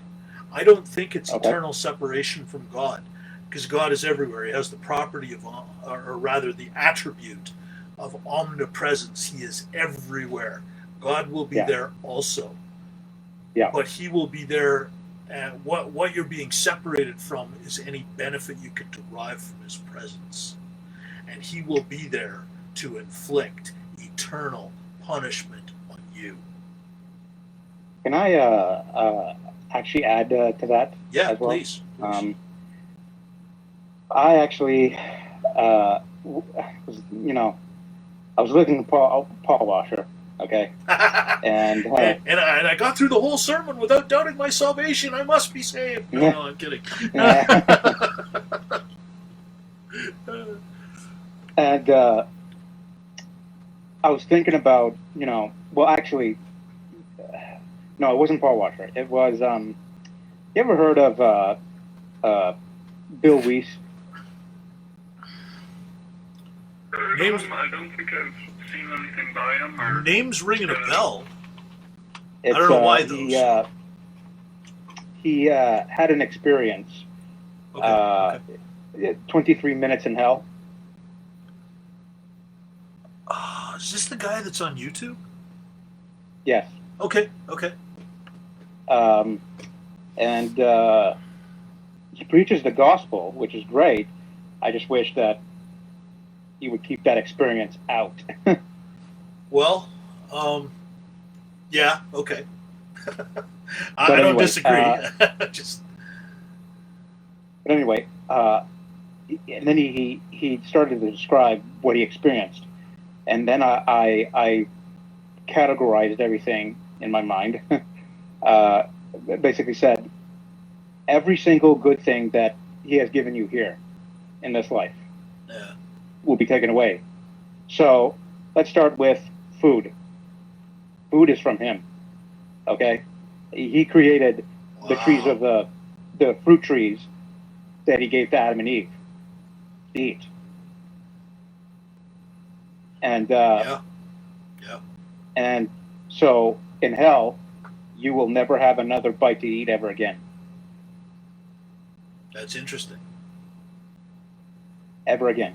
You will starve to death forever. You will starve to death forever. And not die. And wish you could. Wow. Yeah. Then he continued and he went, you know how you're so thirsty that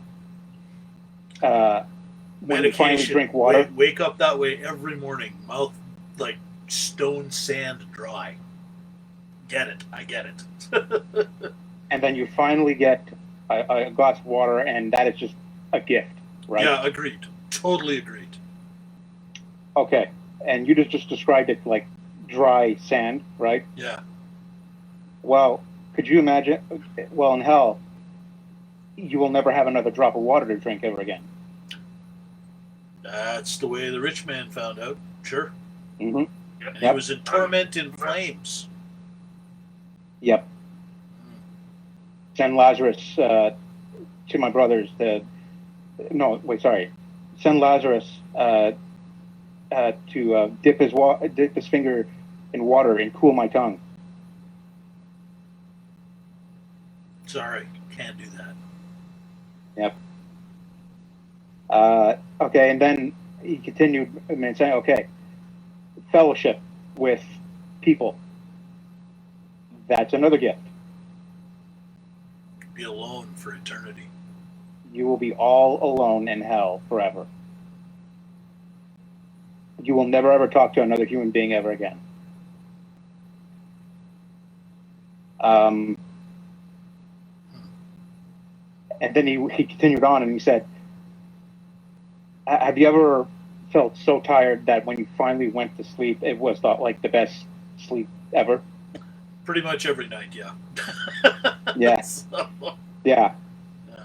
Well, they have no rest day or night. Yeah. You will never have a good night's sleep ever again. And how can you when you are in unbearable pain? Yeah. I go through that a little bit every day, actually. I have back pain, leg pain. These days it's gone up into my neck. Just to add to your point,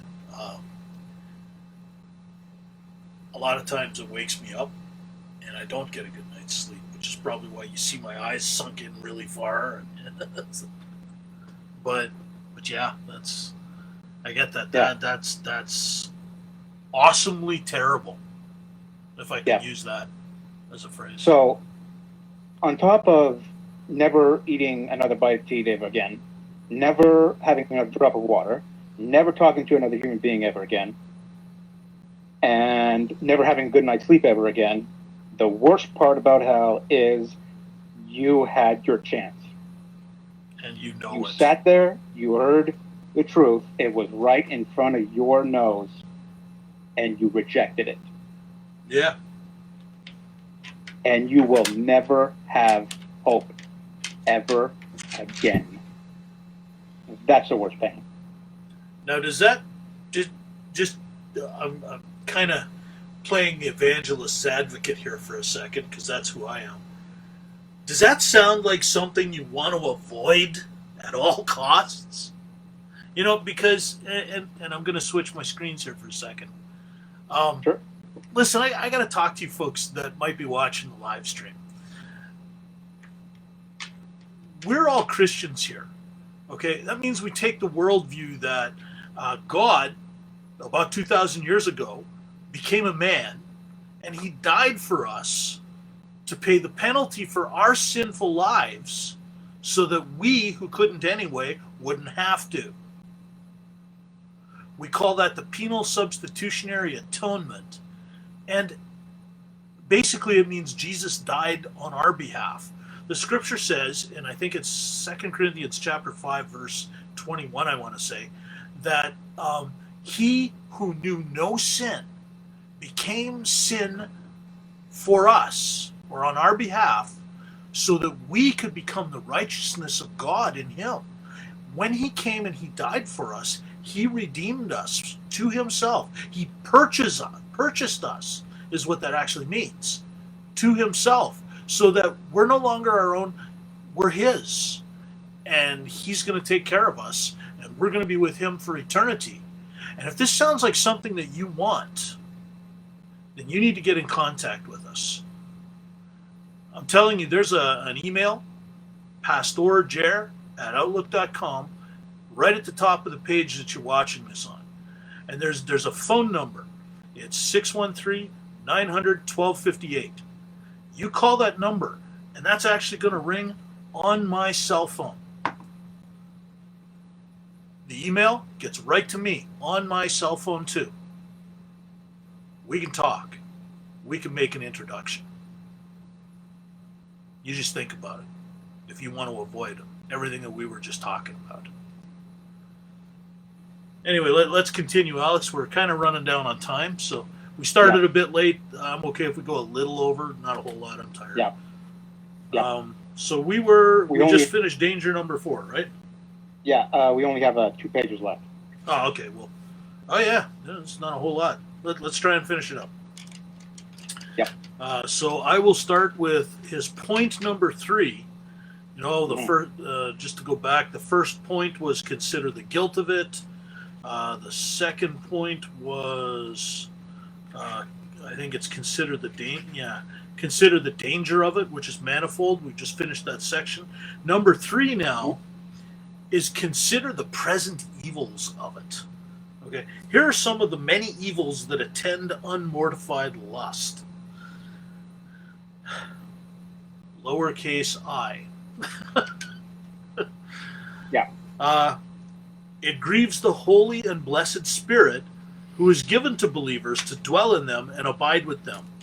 Paul, after exhorting the Ephesians to turn away from many lusts and sins, gives this as the great motive of it. Do not grieve the Holy Spirit of God, by whom you were sealed for the day of redemption. And if you need a reference, it's Ephesians chapter 4, verse 30. That is, do not grieve the indwelling one, from whom we have received so many and great blessings, especially the keeping of our souls till the day of redemption.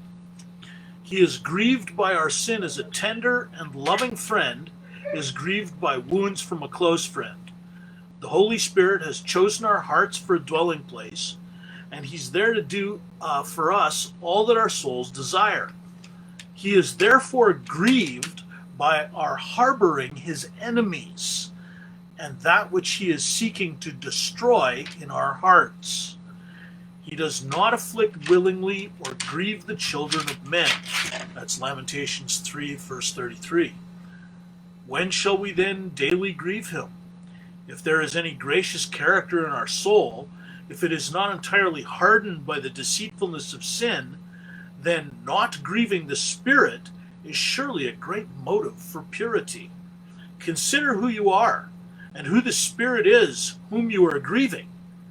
Consider what he has done for you already, and be ashamed.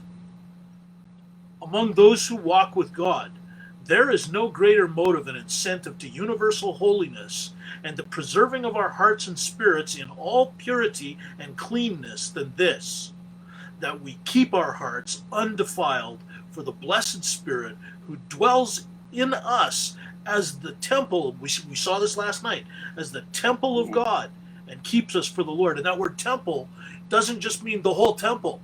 It means the Holy of Holies, where God sits on his throne, the sanctuary. The Greek word is naos. Okay? Zimri aggravated his sin when he displayed it in the sight of Moses and the rest. Numbers 25, verse 6. Is it not also a serious aggravation of the guilt of our sin when it is, as it must be if we are believers, performed under the eye of the Holy Spirit who desires his dwelling place to be pure and holy? I mean, wow. And 2, the Lord Jesus Christ is wounded afresh by it. Look, your sin murdered him the first time. Do you really want to keep bringing the pain? His new creation in the heart is wounded. His love is foiled. His adversary is gratified. If deceitful sin engulfs the will, crucifies again the Son of God, and puts him to open shame, Hebrews 6:6, so every harboring of sin that he came to destroy wounds and grieves him. And it will take away a man's usefulness in his generation. His works, his endeavors, his labors will seldom receive blessing from God. He labors as though in the fire, without any success in his work. The world is full of poor professors without reality. How few are there that walk in beauty and glory? How barren and how useless are they for the most part? Among the many reasons that may be assigned for this sad state is the harboring of spirit-devouring lusts in one's bosom. Sin lies as a worm at the root of obedience and corrodes and weakens it day by day. All graces, ways, and means whereby one might be improved are hindered by sin. God blasts such men's efforts. Thus, we must keep in mind the danger of such lust. We must keep alive in our hearts the guilt, danger, and evil of it. We should be much in the meditation of these things and cause the heart and mind to dwell on them. We should engage our thoughts in these considerations. We should not let them go from us until they have a powerful influence upon our souls and make us tremble. And that's chapter 10. Wow. Well, I'll tell you, Wow. We talk about this a lot in our Bible studies, uh, Mhm. how we need really to walk in the Spirit and not in the flesh. And Mhm. I'm so amazed how chapter 10, because there's no way I could plan this, I'm not that smart, how chapter 10 fits so perfectly with 1 Corinthians chapter 3, which we studied last night. Mhm. Do Yep. you not know that you are this, and that's, by the way, that's a plural you. So you collectively, one of the reasons we actually have to meet as the church, do you not know that you are the sanctuary of God? You are the Holy of Holies, where God Himself lives Mhm. in the person of the Holy Spirit, third person of the Trinity. How dare you defile it? How dare you? Seems to me I'm repeating myself from last night all of a sudden. I didn't intend to do that, but there it is. That's okay. Maybe you or Alex or I planned that, but don't you think it was planned? I didn't. That's for sure. Yeah, I do think it was planned. I believe that God in His providence planned it, and in providence He's using it to remind not just me, but hopefully you guys of what we talked about last night, because it's really important. And mortifying sin in our lives isn't just saying, "Oh yeah, I acknowledge my sin. It's no big deal though, because the Holy Spirit's working on me." And how flippantly we use that term, Holy Spirit. No, friends. He's not Holy Spirit. He's the Holy Spirit of God. He is God. Yep. Come to live in our hearts, as John Owen mentioned it, that Paul talked about it in Ephesians, how it says He has sealed our hearts. That word seal, I think, is actually a word meaning to guarantee, to provide a guarantee for some future event, or a warranty in case something goes wrong. I don't know. But yeah, it's a guarantee. And if He is in your heart, and He is in your life, and you are naming the name of Christian to yourself, you must be doing this. Because if you are not doing this, you are not a Christian at all. End of story. You are deceiving yourself. Yeah, I'm serious. I'm not saying that believers can't have sin. We all have besetting sins. And, if you read Hebrews chapter 12, starting in verse 1, go to verse 3 somewhere, it says it very easily entangles us. Because we're still living in the flesh. That's the body. That's literally part of the flesh, part of the world system that basically gangs up on us. And because it's part of that cosmos, that worldly system, the world, the flesh, the devil, it fights against us every step of the way. Yep. Here's this is maybe kind of an interesting analogy, but have you ever wondered why sex feels so good? Particularly if it's not legal. Mm. Particularly.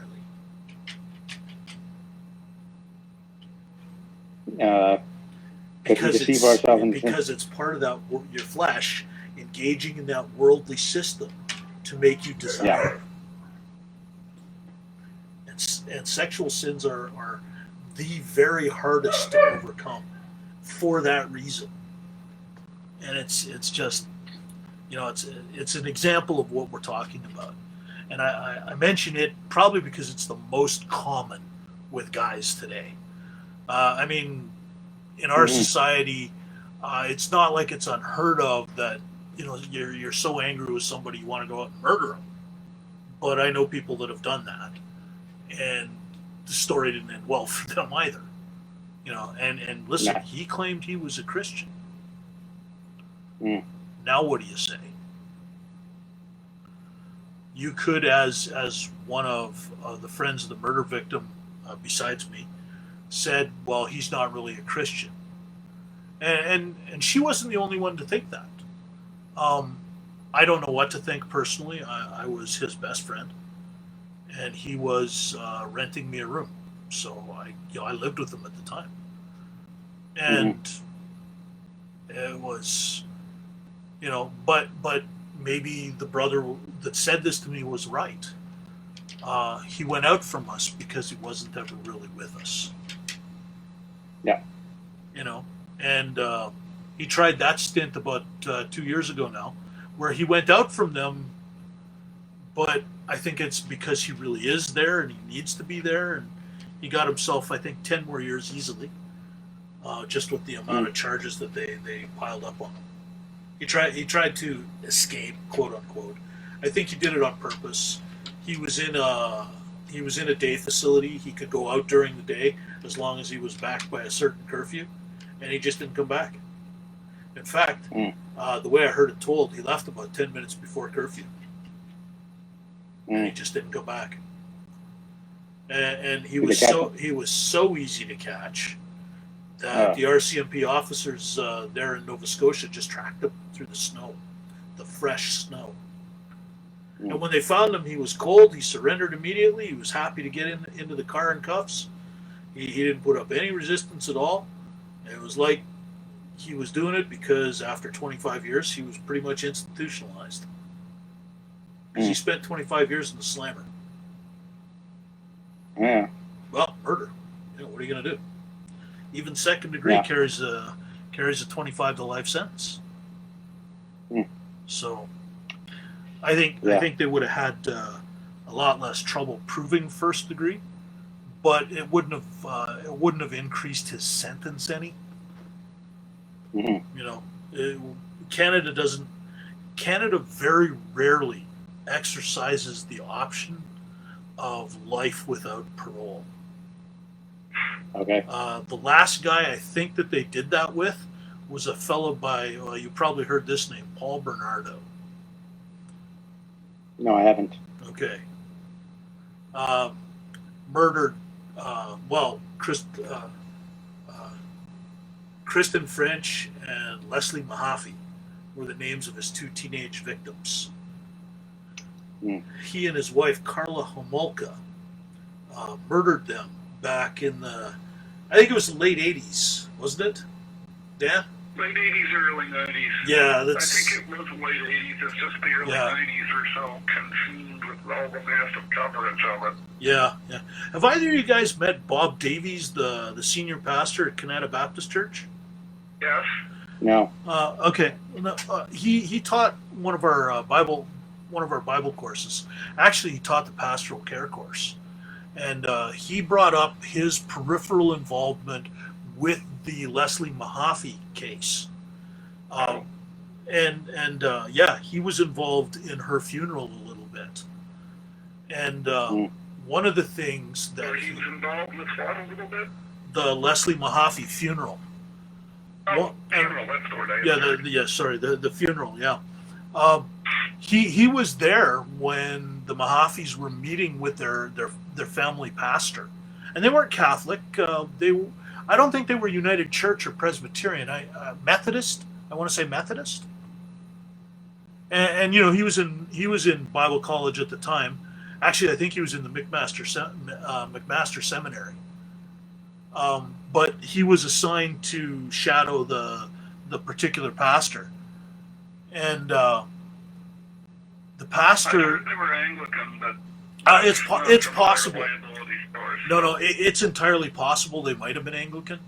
I honestly don't remember that part of the story, but he said that when he got there, the pastor had everybody sitting down in the front room, and he was starting to go through what the funeral was going to be like, and he was presenting the family with various choices that they have to make. I've actually been involved in a funeral like this, so I know what it is. I helped bury one of our saints at Bethany. I did. His name was Glenn Curry. You might remember the name Glenn Curry if you don't remember the man. I thought he was a wonderful Christian man. But anyway, Bob, of course, was sitting beside, and he kind of turned his head and he could see out the windows, and all of the news crews were camped out on the lawn, and everybody was trying to get up to the window to get their camera lens in, and the pastor wasn't careful about his tone, and he said, "Get those guys out of here. I don't want to deal with the press." Not thinking of how the Mahafis might react to that. And of course, Mrs. Mahaffey specifically did not respond well to that. She called them some dirty names, from what I understand, and she said, "How dare you? We need to talk about this kind of thing. We need to, just took it completely the wrong way, right?" But it was an unguarded comment made by a pastor, and it triggered a lot of what Bob called complicated grief. Yes, that's a good phrase. Yeah, I thought so too, right? Because, no parent should ever have to bury their child. And yet it happens. So that's one complication of grief right there. But it happens. I mean, I knew guys in high school. One of my best friends, his name was Jess Bouchard. His dad was my math teacher. Well, he had a hole in his heart. His heart literally exploded because he was doing something he shouldn't have. He was playing street hockey, and he went down, and that was it. We were 18, and it was actually I got saved that summer actually. But it was a part of it. It was a part of it.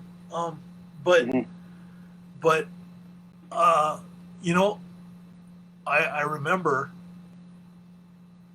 Mr. Bouchard. He told me to call him Ralph. I never could. I respected him far too much. I don't think he was a particularly gifted math teacher either. I never learned a stitch from him.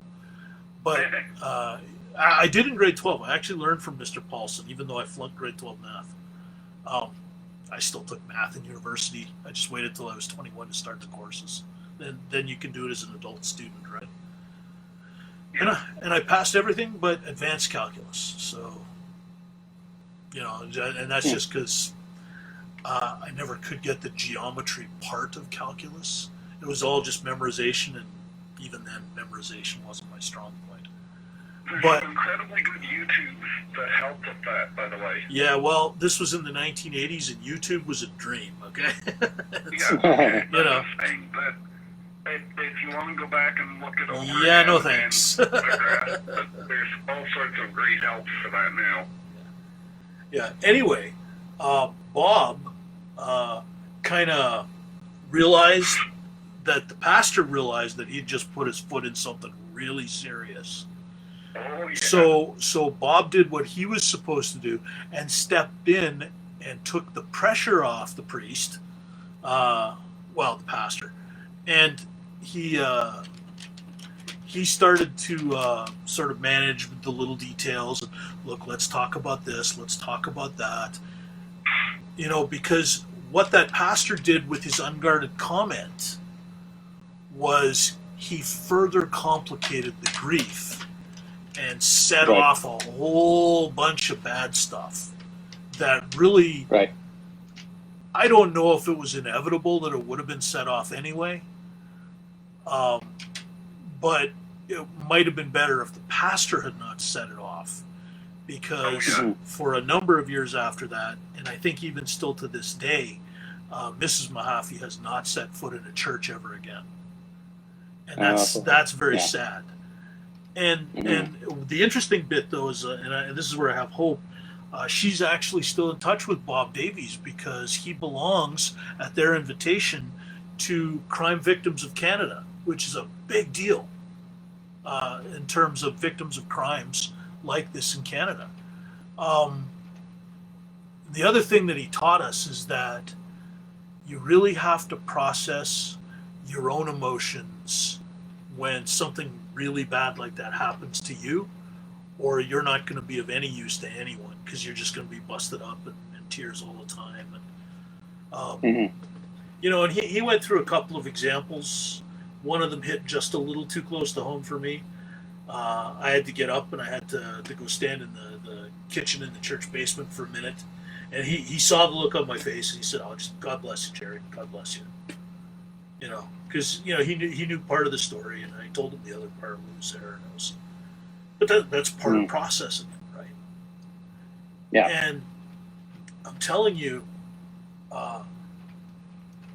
if you're ever in a situation where you see how somebody's sin has complicated that grieving process, here's an interesting example. Now, I've never had anything to do with anything like this personally, but here's an interesting thing. A lady has been having an affair for several years with a man who has a wife and kids, and she really loves the man that she's been having the affair with. And for some random reason, because we don't really get to know the reasons all the time, this fellow dies from a heart attack very suddenly. Oh, wow. And the wife didn't ever know, and all of that. Where does that woman go to grieve? Yeah. And listen, as a pastor, I'm the guy who has to unravel all that. Yeah. And I think that would be a case of where if sin had been mortified, that grief wouldn't have been quite so complicated. In fact, it might not have existed. So you can see that the wages of sin really is death, right? And I got to tell you, I mean, you hear as a pastor some really, really messed up garbage. That's about the only term I think I could come up with without getting more profane. There's another one I can come up with for it. Yeah, I said without getting more profane. I was including that. I just sometimes call it deepness. Okay, yeah, I like that. That's not bad. I like that. I might borrow that. I couldn't stop you if I wanted to. I don't want to stop you. And Jerry, if you so you get to use at the Friends rate, royalties free. Thank you, sir. Thank you. But as a pastor, you have a guy. You have a guy in. Well, with me, I don't really have an office outside of the basement where you see me sitting. So I tend to have my conversations in coffee shops, and I reach out to my crowd, right? So I'm a former alcoholic. I don't mind outing myself. We're anonymous, but at the level of press, radio, and film. And I know we're live streaming, but it's not really the same thing. I'm not starring in some major production. Maybe 4 people will see this. And it's really weird when you have a guy, you're in a coffee shop, you're in a quiet corner, there aren't many people around, and you say something like, well, so-and-so, what's on your heart? And he says, well, I think I got a problem. Okay, what problem do you think you have? Well, I think I'm a sex addict. Okay. That doesn't shock me. A lot of us are addicts in multiple things. And um, he says, yeah, I like to jack off in men's shoes at parties. Okay. Yeah, that was kind of my reaction. It's like, I'm sorry, what? All right. And it's like, well, yeah, you got a problem, buddy. I agree.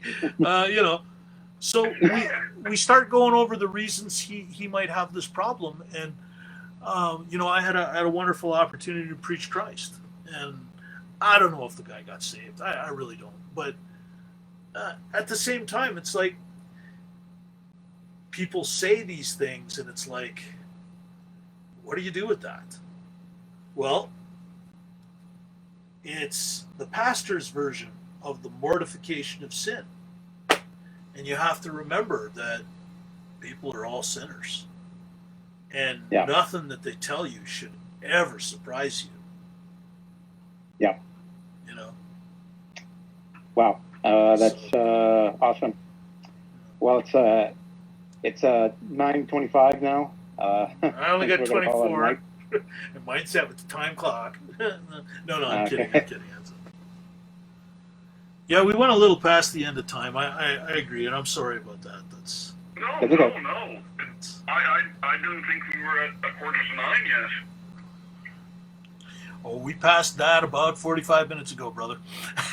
But the time went so fast. Hey. Yeah. Was I actually having fun? Probably. Tell you what, Dan, why don't you close in prayer for us? Lord God, Jehovah, dear, loving, gracious Heavenly Father. Amen. Thank you for having drawn me to your Son, Jesus. Yes, amen. Thank you for having drawn my brothers and sisters to Jesus. Thank you for the fellowship with each other that is possible because of this. Yeah, amen. Thank you for, in the face of those issues that are the biggest deal of all, so that you have to send your Holy Spirit to deal with them because there is no other way to deal with them.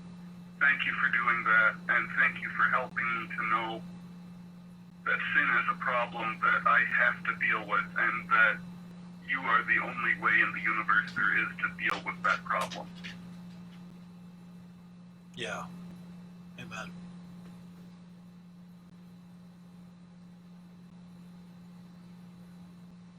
Heavenly Father, please send me help to improve my character. My character needs to be so much better than it is. I need your help, Heavenly Father.